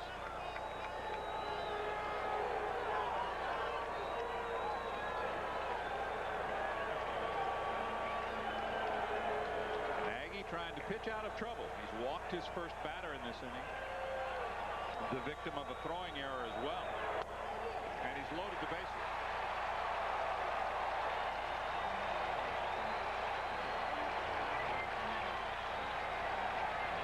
So a chance for the A's. The tying runs are in scoring position. The go-ahead run is aboard as well.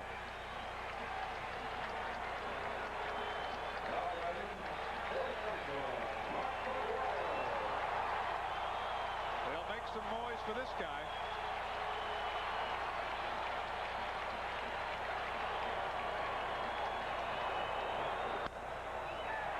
Down the line and fair.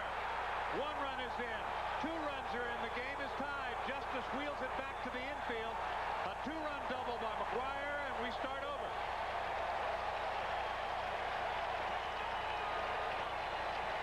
He didn't waste any time, Rick.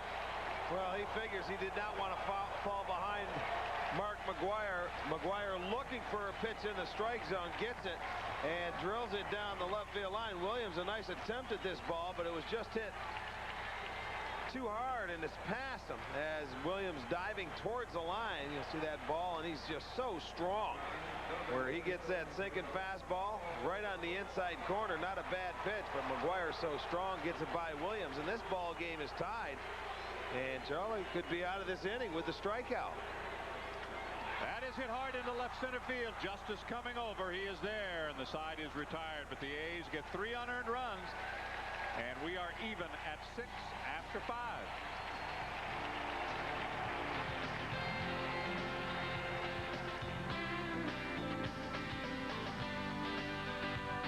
For a strike. As we begin inning number 6, it'll be Alomar, Grissom, and Vizquel. Well, let's see. The Indians had 4 unearned runs in the first inning. The A's get even with 3 unearned runs in this inning. A lot of room behind home plate, but not that much. It's no balls, 2 strikes. Sandy tonight, a single and an RBI in the first. Grounded out his second time up.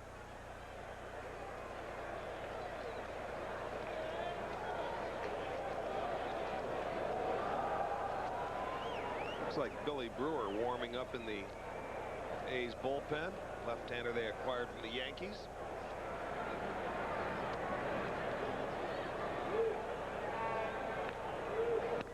Sandy fouls that pitch back. Sandy this spring bothered at times by a strained abdominal muscle in his left side. He never hit the ball real well in this ballpark. Here's Charles Nagy. Thought he had the strikeout to end the inning. Didn't turn out that way. Instead, 3 runs later, he sits on the bench in a tie game. See if this offense could bounce right back and get him back on top. That's what he would like to see. Sandy rolls this one foul. You look back to the 5th inning when Justice led off with a triple. Wenger came out of the bullpen to get Ramirez to ground out, striking out Franco, and Mitchell to ground out, and that was it. Yeah, that's right. He did a terrific job. 0-2. Alomar swings through it. Second strikeout in 4 batters for Wenger. This ball looked like it might have been a changeup. Sandy taking a big swing with 2 strikes. And swings through it. Let's take a look, and you'll see 75 miles an hour. That's got to be a changeup. Goes down 5 inches.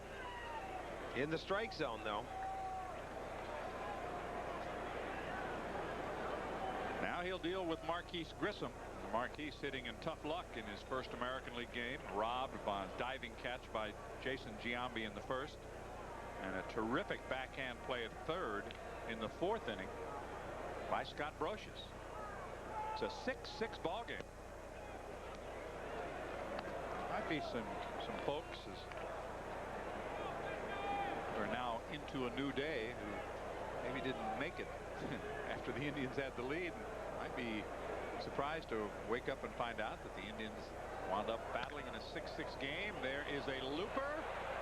Not deep enough. Told you they don't even out.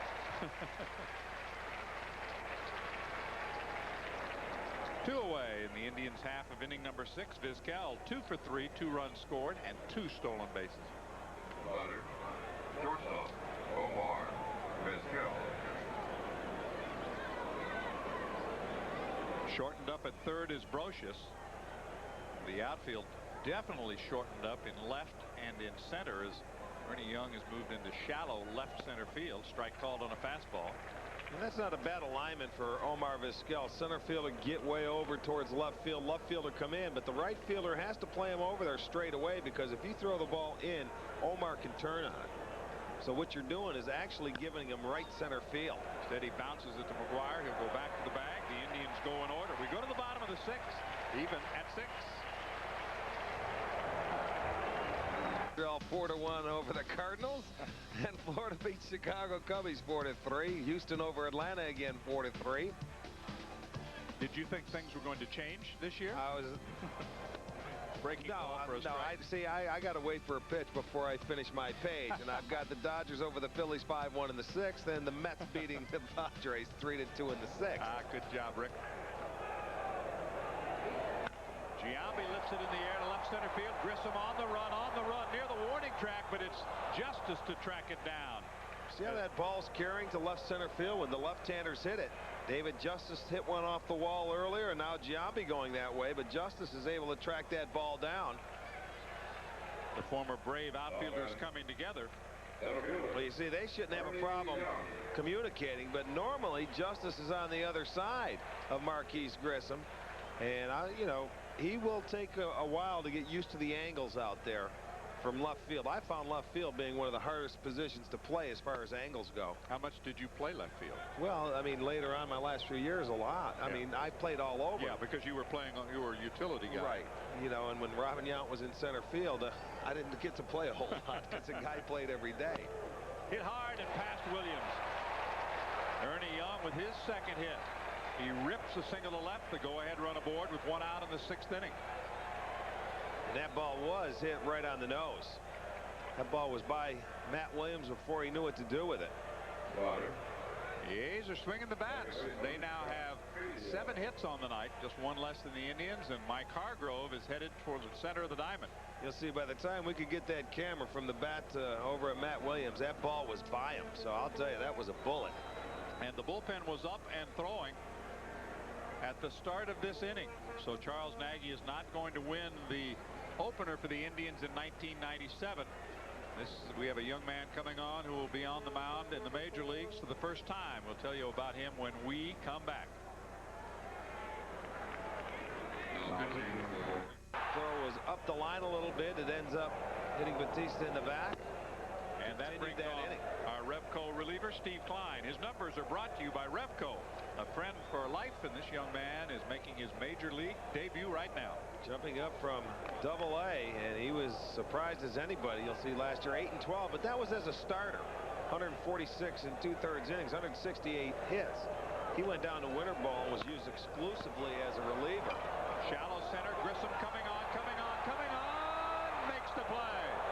Terrific play by Grissom right there. That ball, now that one was knocked down by the wind because it was hit so high, and Grissom had to keep coming and coming, and ends up making the play. And you'll see Vizquel and Grissom talking about that right now. He got a good jump on this ball as well, and he realized he was going to have to continue to go, and Omar going straight out and giving way, but you'll see Omar not interfering with him, realizing he didn't have a play. He veers out of the way and lets Grissom make a nice diving catch right there for the second out. Steve Klein, no record in the spring training. He appeared in 12 games, a 309 earned run average. The opponents hit 244 off of him. He finished strong. Did not allow a run in his last 10 outings. Facing George Williams. Spezio, of course, they switch it. A runner goes. The throw to second. They've got him, and the inning is over. We will go to the 7th. Still 6-6. Homie here in the 7th inning is a ball up and in. What a job Don Wengert has done. He's retired all 6 that he's faced. And keep in mind, when he came on, there was a runner at third and nobody out. That runner did not score. Homie takes the pitch, an off-speed pitch for a strike. Jim is 1 for 1 officially, an RBI double his last time up, 2 walks and a run scored so far this evening in game number 1 of the 1997 Major League season. And it looks like it's going to be exciting. A 6-6 tie in the top half of the 7th inning. The Oakland A's with their bullpen up and going. They have both a righty and a lefty. It's like Richie Lewis down there to join Brewer. Lewis, a non-roster player in the spring. He of the wicked curveball. 1-2 on Tomey. Wengert has not messed around. He's gone right at these Indians hitters. He has been ahead, it seems like, of every hitter, and he has thrown very few pitches. He has done a terrific job. That's up high, and the count evens out at 2 balls, 2 strikes. Tomey laced a double over the head of Jason Giambi to drive in a run in the 4th inning. The Indians a couple of times tonight have been up by 4 runs. And at one point they led by 5, but right now it's 6-6. Tomey takes low. It's a full count. Boy, there's a surprise. Another 3-2 count on Jim Tomey.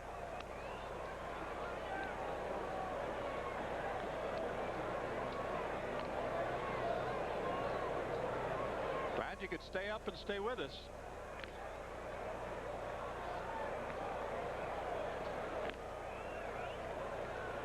The Indians and the A's hooked up 6-6 as Thome leads off. Thome takes ball 4. Third time that he has walked tonight. I want to remind you about our next game on Sports Channel.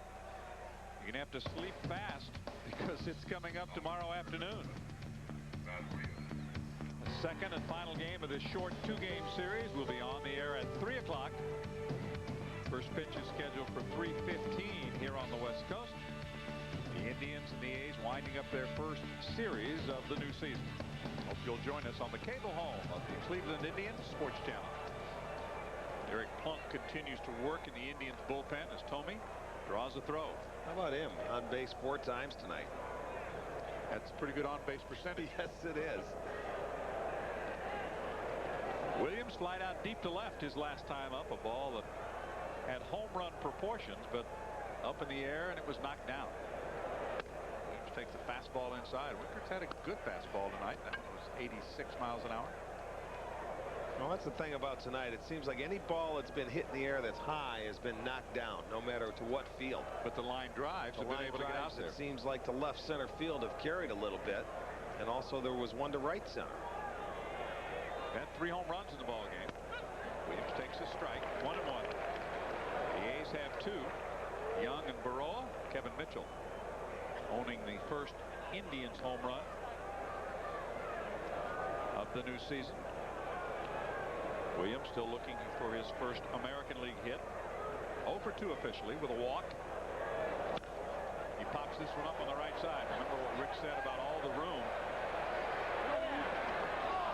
Misjudged that one right along the rail, did Williams. He came back and the ball backed up a little bit too much. There again, up there the wind might have had effect on that ball, and of course Williams, as you mentioned, only started what 24 games last year. He's trying to pick up where that wall is, and by the time he peaks again, that ball takes off and hits over there, and he had plenty of room. But that's tough for a catcher to make plays like that behind the plate, especially in the windy conditions. A ball and 2 strikes on Matt Williams. Thome at first, nobody out. Line foul down that left field line. It was right on that pitch.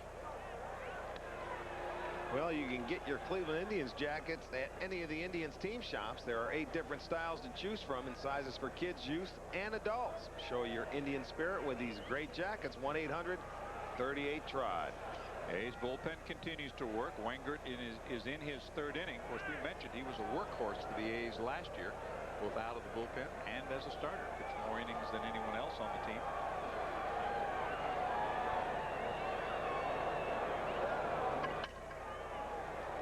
A few wrappers around the field tonight because of the brisk winds that have been whistling through the Coliseum.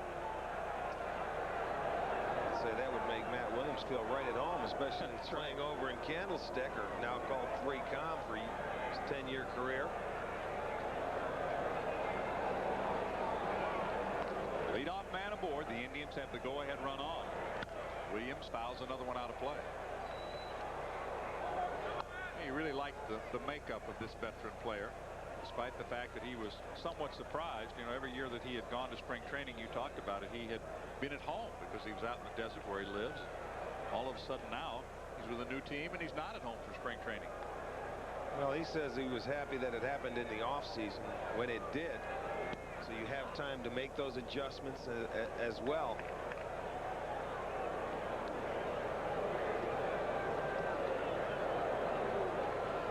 Williams still down on the count of ball and 2 strikes. 31 years old, out of California, Bishop, California. The trade was made on November the 13th. That's upstairs. The count evens 2 balls, 2 strikes. Sometimes it still takes a while for it to sink in when you go down and you look at that uniform. It's not the same one you've been wearing, especially the first time you've been traded like it has been for Matt.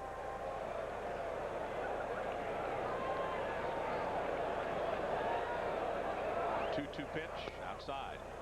Tried to pull the string on him that time. Well, they're making him work a little bit this inning. He breezed through his first 2 innings. Coming into this inning, Jim Thome made him work, drew the walk, and now Matt Williams with a 3-2 count. You start Thome?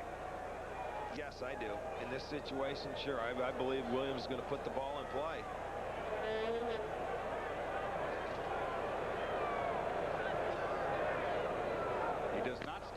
strikes out. That's why Mike Hargrove gets the big dollars right there. He didn't start Jim Thome. Wenger comes back and gets his third strikeout in as many innings. And it looks like that may do it because David Justice, the on-deck hitter, could be Billy Brewer would be on the way to the mound as Art Howe makes that slow walk. And you'd have to say that Don Wingert has done a terrific job. He anchored it right where it was, coming in with that runner at third. Did not allow the runner to score, and he is going to be finished. But he did a terrific job in 2 1/3 innings, had 3 strikeouts, 1 walk, and he has held the fort for the A's. He'll turn it over to a lefty when we come back to the Coliseum in Oakland on Sports Channel. Released there, picked up by the A's, and then added to the roster right at the end of spring training when Scott Service was designated for assignment. That was just yesterday that he was named to the team. Let's go back, and Justice with a triple his last time up, show you the pitches that he saw in that at-bat.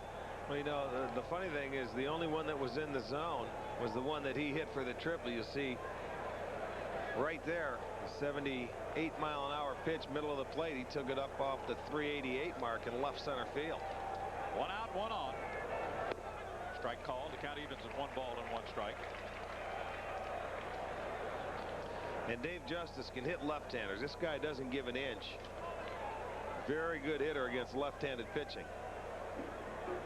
He's been busy in his first American League game. The Indians have the go-ahead run aboard.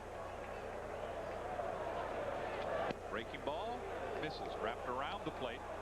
Brewer hesitates, but I think that's the thinking of the home plate umpire. You see Justice's numbers. That's a pretty good pitch right there, look like, from our vantage point.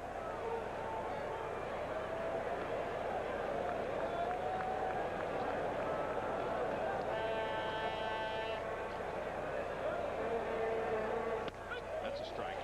The first team to draft Billy Brewer, the lefty on the mound now, was the Indians. Back in 1989, he did not sign. He was drafted the next year by the Expos.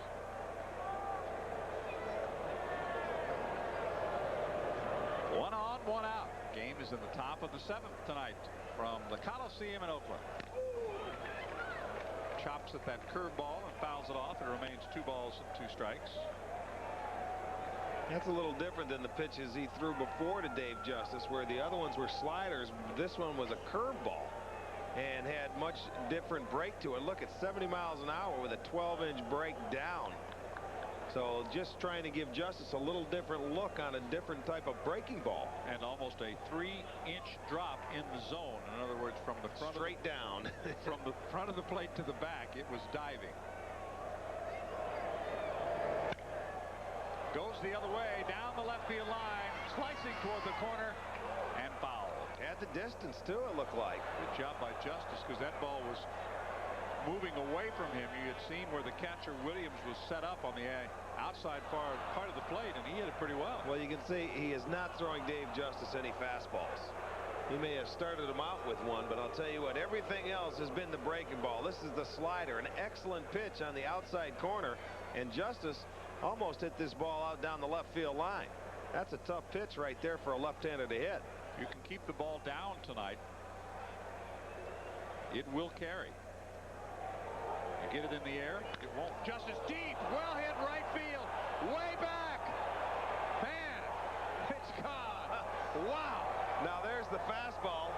I think the first fastball or the second fastball he threw in the sequence, and he did not fool him. And I guarantee you that Dave Justice was looking for a breaking ball there and just hit a bomb. Unbelievable, in the high fives at home plate, and he's a happy camper right now. Justice just picks up the bat speed, and look at this fastball, and he turns on it and knew it. Unbelievable. An 85-mile-an-hour fastball. Let's take a look at the sequence of pitches here to Dave Justice. 76 up out of the strike zone. 77 outside, ball. 70 inside, ball. 77. Then you get down to the 70 to that breaking ball. 77 where he fouled off down a third baseline. Look at the only fastball he threw Dave Justice was a home run. And he lost it deep into the night. The Indians go back in front. Another pitching change. Justice's first home run in the American League with the Indians, and it was a beauty. 8-6 Tribe. Stay with us. We'll be back. Athletics in spring training. Lewis pitched well. ERA of 188 in 11 spring training games. In 8 of those 11 games did not allow a run. Ramirez tonight is 1 for 3 with an RBI. Richie Lewis spent his time last year with the Tigers pitching staff, so you know he got some work in over there. Had the second best ERA of about a 4.18. He also pitched in the majors with Baltimore and with Florida. He did not send out any laundry in 1996. The Indians here in the 7th have regained the lead. They've never trailed. The A's did climb back from a 6-1 deficit to tie it. Bounced to third. Brocious, who's been very steady there tonight, takes care of Manny for out number 2. Well, he really has. That was a pretty tough hop too, but Brocious handling all the plays at third base.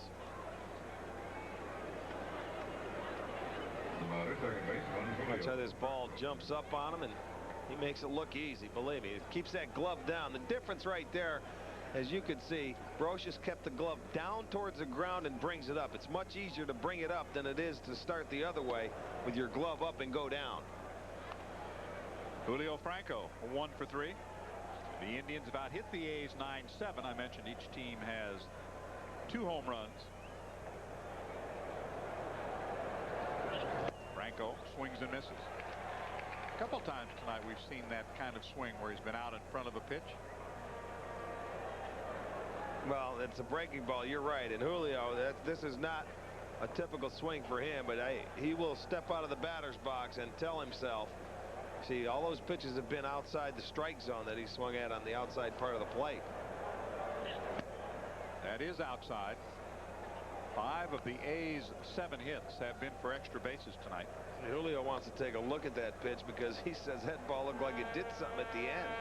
Well, Lewis has the great breaking ball. He always has. Well, that one was a fastball, but the ball took off. The catcher wanted it in, and he threw it away, and I think it surprised Julio. That ball can't be moving that much, huh?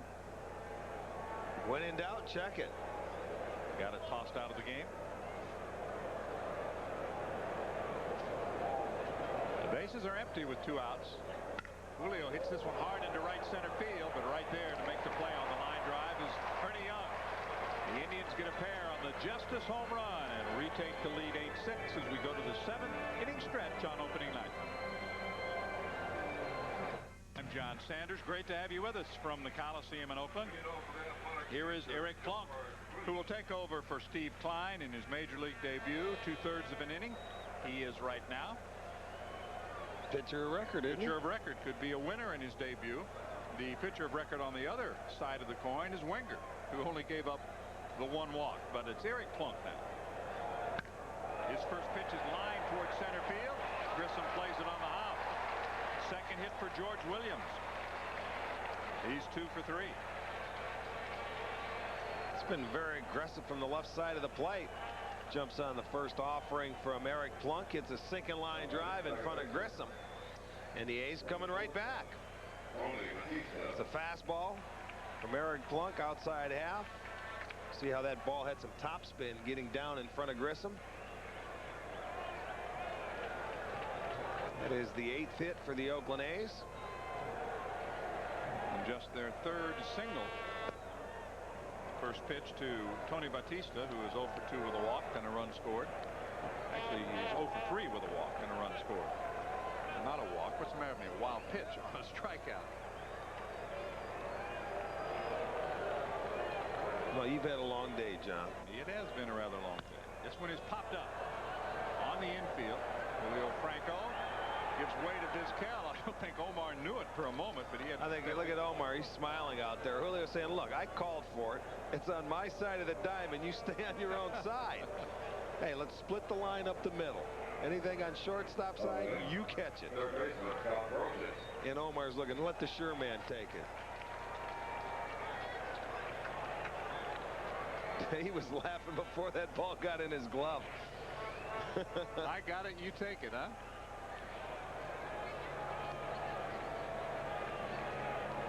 Brocious scored a couple of runs for the A's tonight. Walked and scored his last time up. Credited with a triple when the Indians had a little "I got it, you take it" play in right center field. Ball dropping between Ramirez and Grissom. And Charles Nagy, the victim of some tough luck tonight. Yes, he was.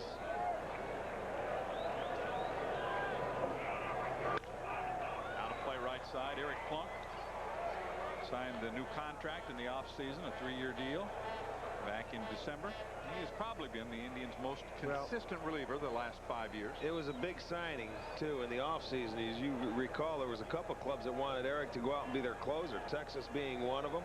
Matter of fact, this Oakland A club made an offer to him, and Eric being from the West Coast, I think this is a big sign because he has really been Mike Hargrove's most consistent bullpen guy the last 4 or 5 years that he's been here. Of course, he's been with the A's a couple of times. He was traded for Ricky Henderson twice. That's strange, isn't it? It is. Foul back to the screen. He's getting it up there at about 90 miles an hour right now. Well, he can get it up there better than that, but one other thing is he's got a terrific breaking ball.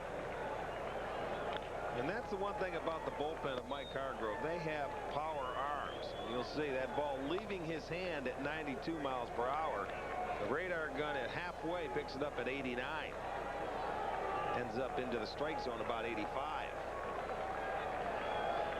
1-2 on Brocious. Williams at first with 1 out. There's another heater. About the same speed, and he cannot catch up. So the count remains a ball and 2 strikes. You know, early part of the year, hitters are usually ahead of the pitchers, in my opinion. The pitchers can't throw every pitch they want in certain situations. It takes them a while to get it going a little bit. So those hitters, if a good pitcher has got his breaking ball going, the hitters are in trouble. This one is popped up into shallow left. Vizquel wants it as well. He'll take it. 2 outs, 1 on in the bottom of the 7th. You know, Eric Plunk, it takes him a while to get going. Not especially effective this spring. We saw him a couple of times have some problems with his control. And his ERA in April is over 4. Well, you remember last year, remember that game in Minnesota that he had, and from that point on was brilliant. So you're right. Some guys are slow starters. Some guys get out of the gates fast and they die down. But the key is consistency over the course of the whole year, and Eric Plunk has certainly been that. Well, we mentioned his ERA in April at 4.28. His ERA the other 5 months of the season's 3.53. Get it down because I'm not going to catch up with it up there. Canseco walked his last time up. Was stranded at 3rd. Walked to load the bases, and McGuire delivered the 2-run double that tied the game at 6. A long home run by David Justice in the top of this 7th inning has untied it. Well, that's why he's trying to tell himself to get it down, because any pitch up here, Jose's not going to hit that ball out of the strike zone. You just can't get on top of it. See, that pitch did come down a couple inches, but it's still an 89-mile-an-hour fastball. It didn't come down enough to get in the strike zone. That one is up and in. 2-1 the count. Williams started this inning with a base hit. Batista popped to short, and so did Brocious.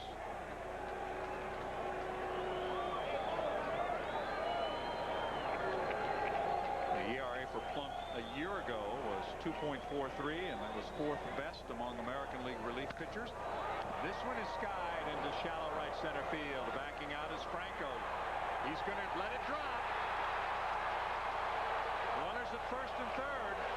And again, a lack of communication. It looked like Julio was going to go and go as far as he could. Well, that time I blame Manny Ramirez. That ball was up there long enough for him to hustle in and come and call Julio off. It's much tougher with the wind blowing the way it is for that infielder to go out.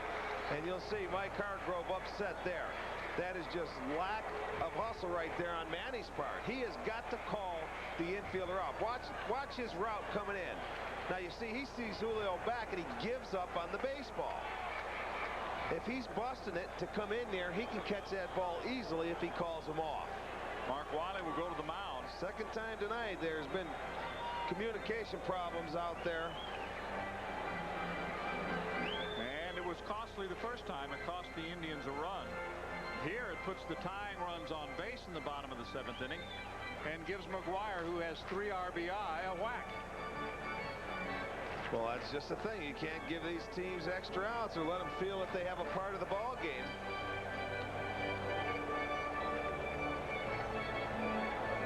Anytime it's windy in a ballpark, the infielders, especially the way it's going, that ball was high enough where it may knock it back in, but your infielders have to be aggressive going out. Omar was like that. Julio was like that there. It's just that Manny was not aggressive coming into the ball until, you know, he took for granted that Julio was going to catch it. Well, with this guy at the plate, you can't take anything for granted. The A's have the tying runs aboard. The pitch is a called strike. The Tribon Sports Channel is brought to you by Bud Light. If you want great taste that won't fill you up and never let you down, make it a Bud Light.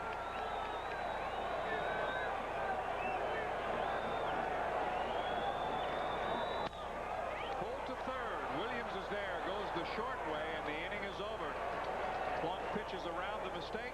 The Indians get out of the 7th. We go to the 8th, and the Tribe's still up by a couple. And it's a one-way conversation. Manny, if you get a jump, you go get the ball. Took him down into the corner. Did not want to show him up. Just had his say and let him go. Mitchell takes ball 1 down and in as he leads off the top half of the 8th inning. Kevin 1 for 2. He has been walked, he is homered, and he is grounded out.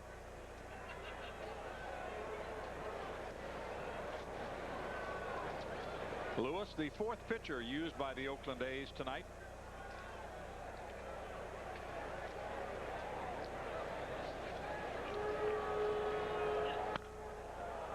Skied into right field. Canseco will come on to make the grab. Well, it's time for the first time in 1997 for our Wendy's trivia question, brought to you by our good friends at Wendy's, where you don't pay more, you just get more every day at Wendy's. Which Hall of Famer was the last pitcher to earn a victory on opening day and to hit a home run? Hall of Fame. And now you see, that's not fair for us right out of the chute. This is supposed to be yesterday's question. We're into a new day. That's right. Okay. Earn a victory. Well, it had to be somebody who could be like a Bob Gibson, maybe. I would think National League.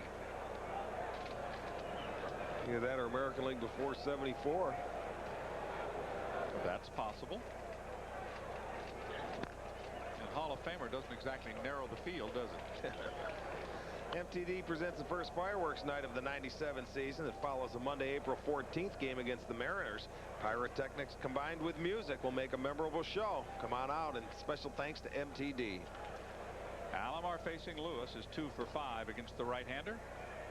Hits are even at 9 apiece. That slider on the outside part of the plate. 1-2 the count. Sandy does have a home run against Lewis.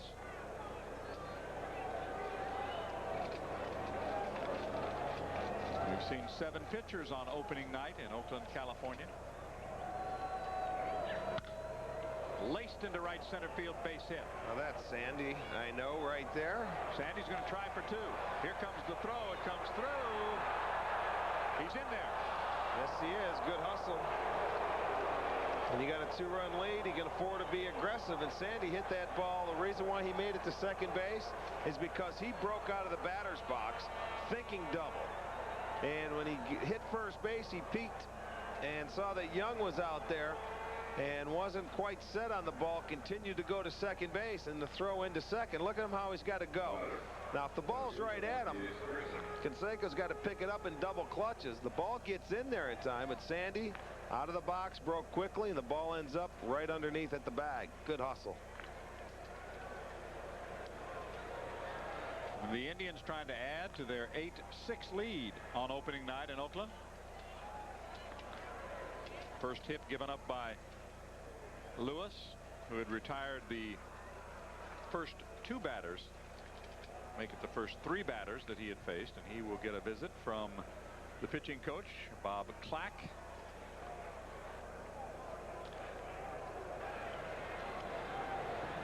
Buddy Groom warming up. Well, Sports Channel's coverage of Cleveland Indians baseball is brought to you in part by BW3 Grill and Pub. For fun before, during, and after the game, make it a BW3. Open daily at 11. That's BW3. It's the home of the real wing. Well, the season about to begin for our friends at WUAB as well. They will join us in Anaheim on Friday. 10 o'clock is the start time. A runner at second, one out. Strike call to Marquise Grissom, who is 0 for 4.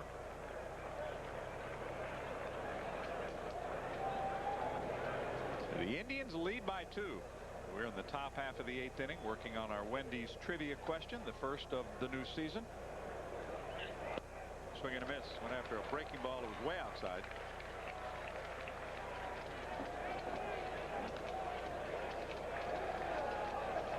How far outside? Take a look. Well, you'll get to see what this pitch does. 7 inches it goes down at 77 miles an hour and way out of the strike zone. Another one. This time he lays off. It's a ball and 2 strikes.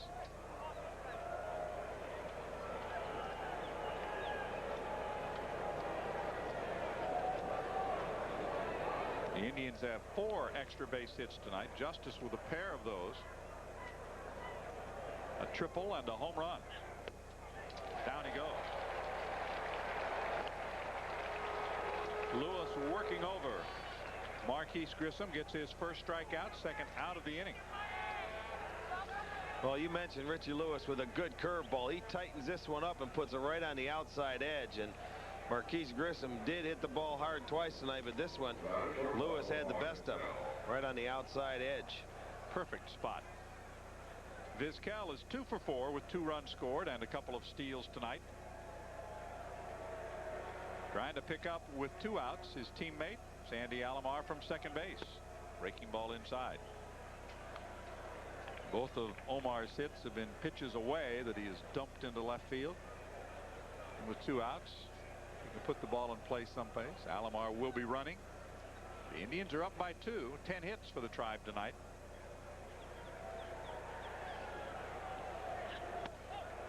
Takes it high.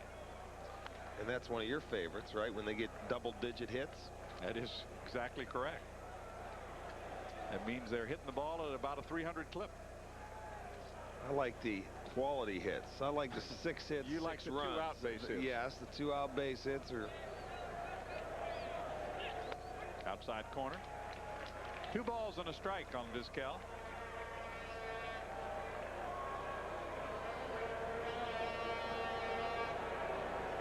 Omar is 0 for 3 in limited plate appearances against Lewis. He has struck out 1 time. We got the duo working down in Mike Hargrove's bullpen of Mike Jackson and Paul Ossenmacher. And isn't it interesting, Rick, that the very first game of the new season, the Indians get a chance to look at what they think is going to be one of their real strengths, their bullpen. Well, over the course of this year, it certainly is. No doubt about it. And Jose Mesa not with this ball club. Obviously, he's going through court, but they were allowed to put him on a restricted list and carry another pitcher. The count is 1-2. That's Jackson, the newcomer on the right. Ossenmacher. We have seen Klein make his major league debut. Plumped. That time Baroa has 2 for 5 against Eric, is able to lay off the slider. So the count even. 2 balls, 2 strikes.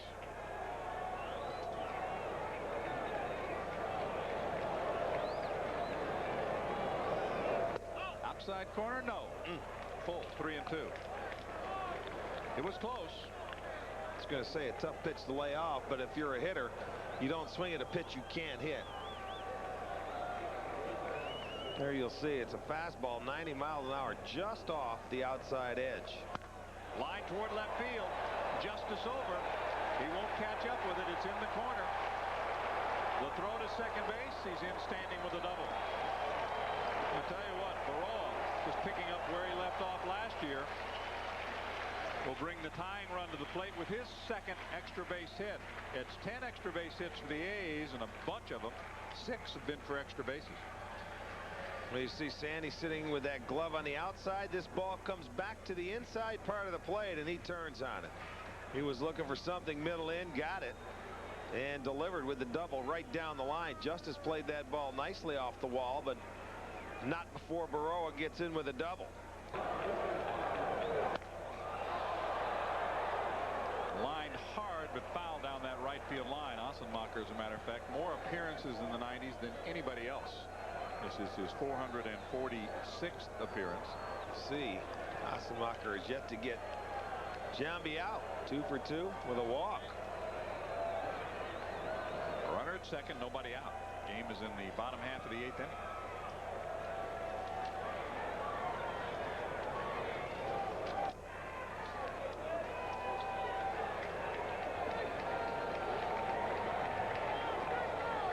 One of those 2 hits that he has off Paul is a double. This is the 4th time he's faced him. He's also walked.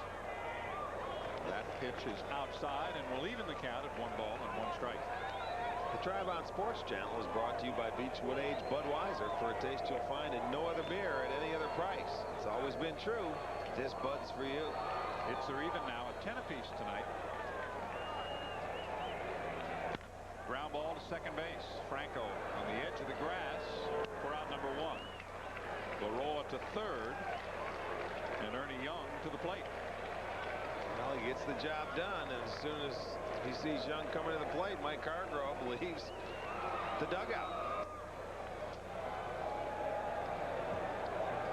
Ossenmacher coming in for 1 hitter, does his job. Retired Giambi for the first time. He certainly does have a rubber arm, and he's got a great slider. There it was. You see it right there. Mike Jackson is 32, and he is the all-time games pitch leader with the Seattle Mariners. Back in 1993, he appeared in 81 ball games for the San Francisco Giants. Now time is called. Jackson just hangs on to the pitch. Well, when you call time and he's going to throw it, get out of the way. This looks like a break on a pool table right here. Watch this. See ya. Nobody wants a piece of it. Good shot right there. Strike call. Pumped up a little on that pitch. 0-2 the count. Well, yeah, it was a nice hard slider. He tightened it up and went down and away with it out of the strike zone and got Young to chase it with the check swing. There's the breaking ball away. 1-2. Over the last 5 seasons, right-handed batters have hit 198 against Jackson. Well, that's because he's got that hard slider. He'll start it out at you, and what happens, you'll give, and then he may not see another one for a strike. Alomar cannot come up with it. It's a 1-run ball game. That was a good jump by Baroa on third base, because as soon as he saw that ball go off Sandy's glove, he took off. That ball was about 10 to 12 feet behind Sandy. He took off right now when he sees the ball go up and had a terrific jump. If Sandy comes up with it cleanly, may have had an outside chance, or to really make it close at the plate. Gets by. That'll go, I would imagine, as a wild pitch. It is a wild pitch. Center field. Grissom to his left. He calls. Still drifting, but makes the catch. 2 away.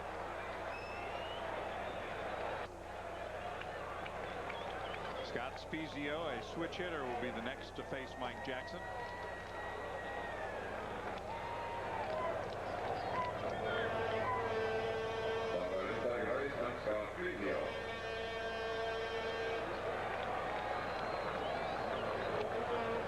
We got a wild one going tonight in Oakland, or this morning we should say. Thanks for staying up with us. Along with Rick Manning, I'm John Sanders.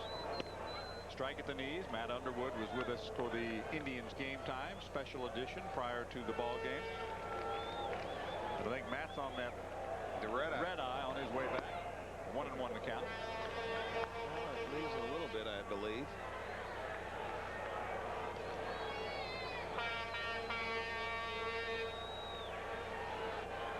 the boat we put him on to get him out of here.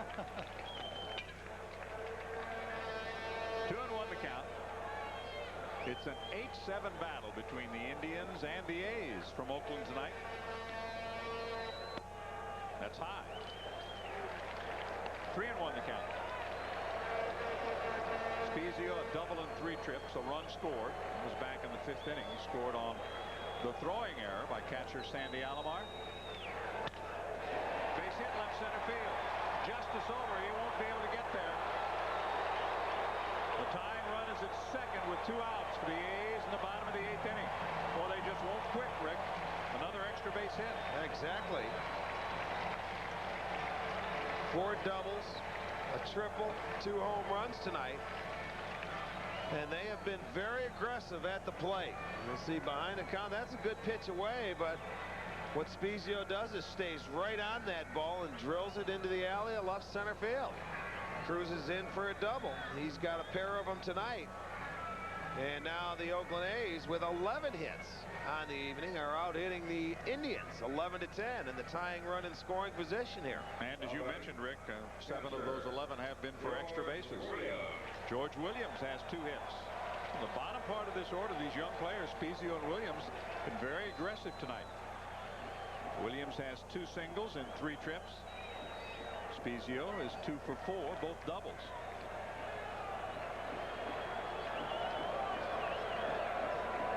Jackson started to go into the stretch and steps off. The Indians are being stretched to the limit in the Bay Area tonight. That's up high for a ball.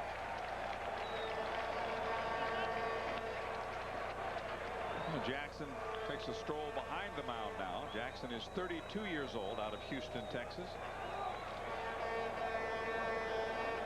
73 games, as Rick mentioned, for Seattle last year. He was with the Mariners a couple of different times in his career.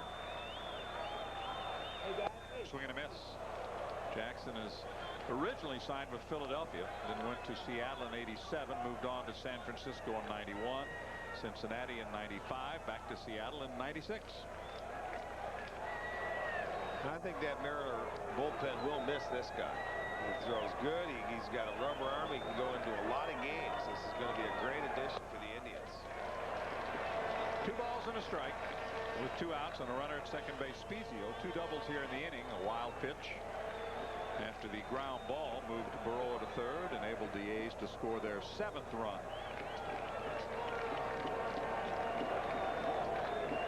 21 hits and 15 runs. That has been opening night in Oakland, California. 3 balls and 1 strike. Jackson trying to finish off the inning and keep it a 1-run game. Tony Batista and the top of the order to follow. Had a big rip at that 3-1. Came up empty. Yeah, he took something off this pitch. I don't know if it was a splitter or not, but this ball goes down. And you'll see, heading to count, he thinks he's going to get it. It's a sinking fastball, 82 mile an hour. Or a splitter. Good pitch. 3-2 is grounded to the right side. Tomey with his first chance unassisted. The inning is over, but the A's climb closer. A run on 2 hits. It's now 8-7. We're headed to the 9th.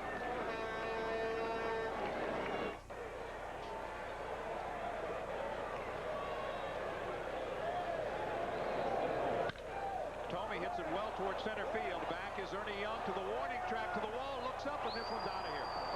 Tomey with the strength going the other way to left center field. He homers, and the Indians regain the 2-run lead, 9-7. Boy, you see how that ball carries, and Ernie Young in center field knew it was gone. Tomey on base all 5 times tonight. He's now 2 for 2 with a pair of RBIs, 3 walks. Increases the Indians lead to 9-7, and just the strength of Jim Tomey. You'll see that ball up in the strike zone, about 87 miles per hour, and you'll just look at it cruise past the 388 sign. 3rd home runs for the Indians this evening. Williams takes a called strike 1. Matt has hitless so far tonight. He struck out once, flied out to deep left, walked and grounded into a double play. Jim Tomey, his first dinger of the new season. That's a strike 2 on the inside corner, 0-2. A lot of Cleveland fans do enjoy this one. We want to say hello to Mark Angoli and Joe Pastino here. Mark Angoli is Kyle's English teacher and Jesse's basketball coach. You think that'll help? No. Well, I hope the teacher's probably sacked out at this point. Tomey was 3 for 6. He's now 4 for 7 against Groom, and that's the second time he's homered against the left-hander Buddy Groom. The Indians' third long ball tonight. Williams didn't want to, got a piece of it. He stays alive. 1 and 2. Home runs tonight by Mitchell, by Justice, a 2-run dinger back in the 7th, and by Jim Tomey. Boy, what a night Jimmy has had. He's also scored 3 runs.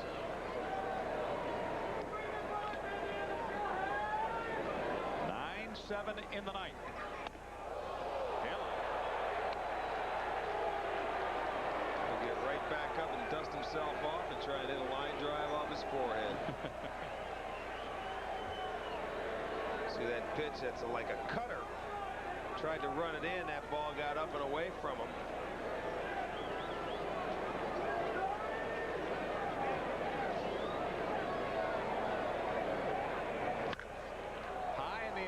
Side. Spezio for the first out. Williams 0 for 4 in his American League debut tonight. Justice, a good start for him. He is 2 for 3. Talk about Tomey's good night. This guy's got a triple and a 2-run homer. He has scored a couple of runs, and he has 3 runs batted in the game. He drove in the first run in that 4-run first inning for the Indians. Well, the left-handers have had a pretty good night, I would say, huh? The 3 and 5 hole. Takes a strike in a good location. Justice against Buddy Groom is 1 for 1 with a walk.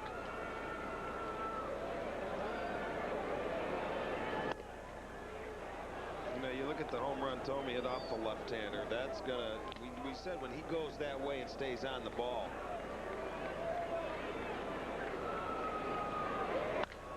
That is a base hit into right field. Justice gets his 3rd hit of the night. A 1-out single in the 9th inning. That'll bring up Manny Ramirez. And they're not going to face the left-hander. No, he came in to do his job, and he gave his hits up to the left-hander, got the right-hander out. Gave up a homer and a single to the lefties. That's Mark Aker in the Oakland bullpen.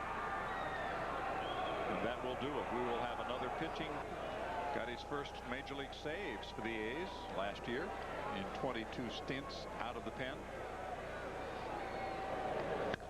Ramirez fouls it back. Manny had an RBI single back in that 4-run first inning. Since then he's grounded into a double play and then grounded out again to short and to third. 1 for 4. This is the 4th different pitcher Ramirez has had to face. They brought in Weingart to face Manny. Then it was Richie Lewis, and now it's Mark Aker. Getting a good sampling of the A's bullpen. Strike 2 call. Manny against Mark Aker is 1 for 3. I always felt when you go into a series, if you can get into a team's bullpen, at least get a look at them. I don't care if they come in for 1 hitter or 2 hitters, just get a look at them. And they've had an opportunity to get into that pen tonight. The other 2 times that Ramirez faced Aker, he struck out. Of course, the same is true of the A's. They've gotten a pretty good look at the Indians bullpen because the Indians have used 5 and we have an inning to go. Well, Paul Shuey is up. The one good thing, it's just a 2-game series, so you know it doesn't go over for that extra day. Runner goes. The pitch is grounded through. The hit and run works to perfection. Justice around second on his way to third. They'll hold him there. The Indians runners at the corners, 1 out in the 9th inning. Well, I think right there what Mike Hargrove did was start the runner on a 1-2 count, figuring he was going to get a breaking ball. But in any case, Justice takes off and the second baseman covers. Manny finds the hole. This ball almost hits Justice in the foot. You'll see if they pick the right pitch, Manny stays on it. And that ball just goes between the legs of Justice. I don't think he saw it till the last second. No, I don't even know if he saw it then. He just heard it, maybe. They continue. They have runners at the corners. It'll be Brian Giles pinch running for Manny Ramirez and obviously going into right field to pick him up for defense. But the Indians a chance to increase the 9-7 lead here with 1 out. Top half of the 9th. Julio Franco the batter. There's Brian Giles getting a chance to get between the lines for the first time in the new season. Ball 1 to Franco. Julio 1 for 4, an RBI single in the first, a ground out, a strikeout, and he lined out. Hit the ball hard his last time up to Ernie Young in center field. Justice with 3 RBIs in the game. Also Jim Thome with 2 RBIs. Ramirez has an RBI. Franco an RBI. Mitchell on his homer an RBI. Alomar an RBI.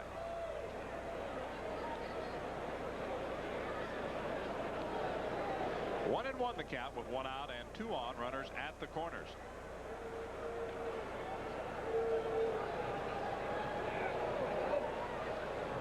The Indians jumped out to a 6-1 lead, but Charles Nagy not able to make that stand up. The 3 unearned runs for the A's back in the bottom of the 5th inning brought them back even.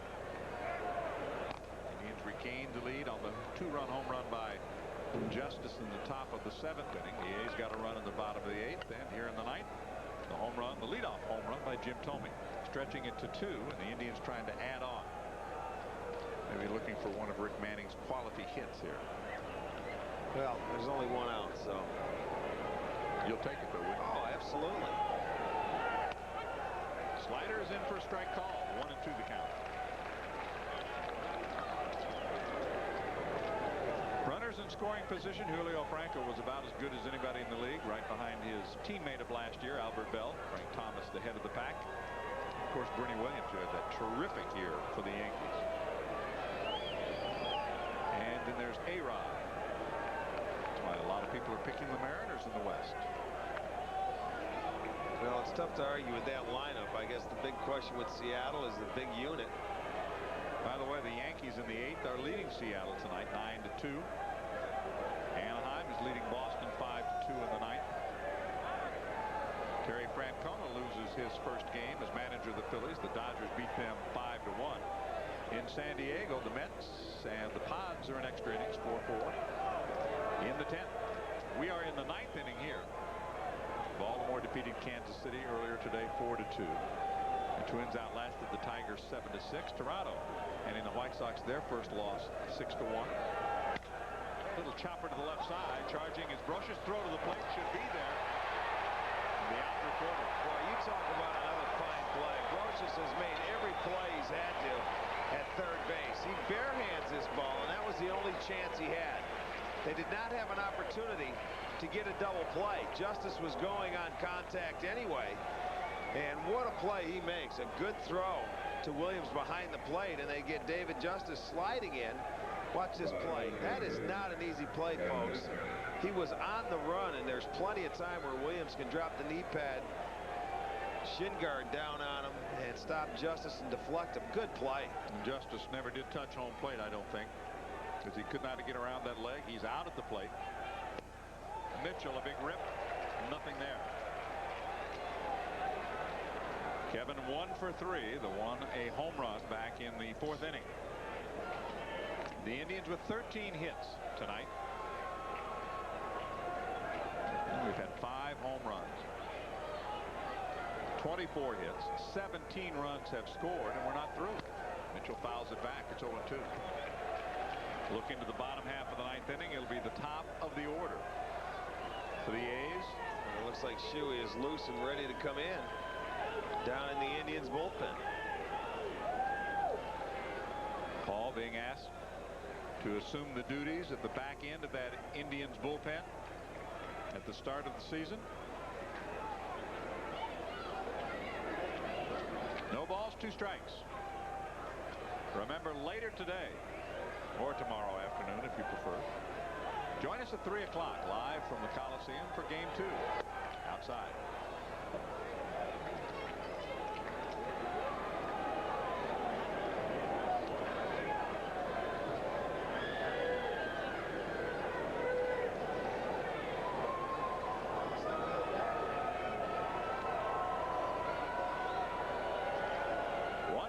Strikes, 2 outs, 2 on, runners at first and second. Mitchell down on strikes. The inning is over. We will go to the bottom half of the 9th inning. The Indians leading by 2.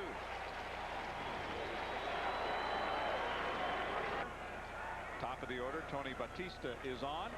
Takes a called strike one on a fastball from Paul Shuey. Paul Shuey going to be the closer until we see what happens with Jose Mesa, and then when he comes back. And Shuey has had a terrific spring, and this guy has 3 above average pitches: the fastball, the curveball, and the splitter.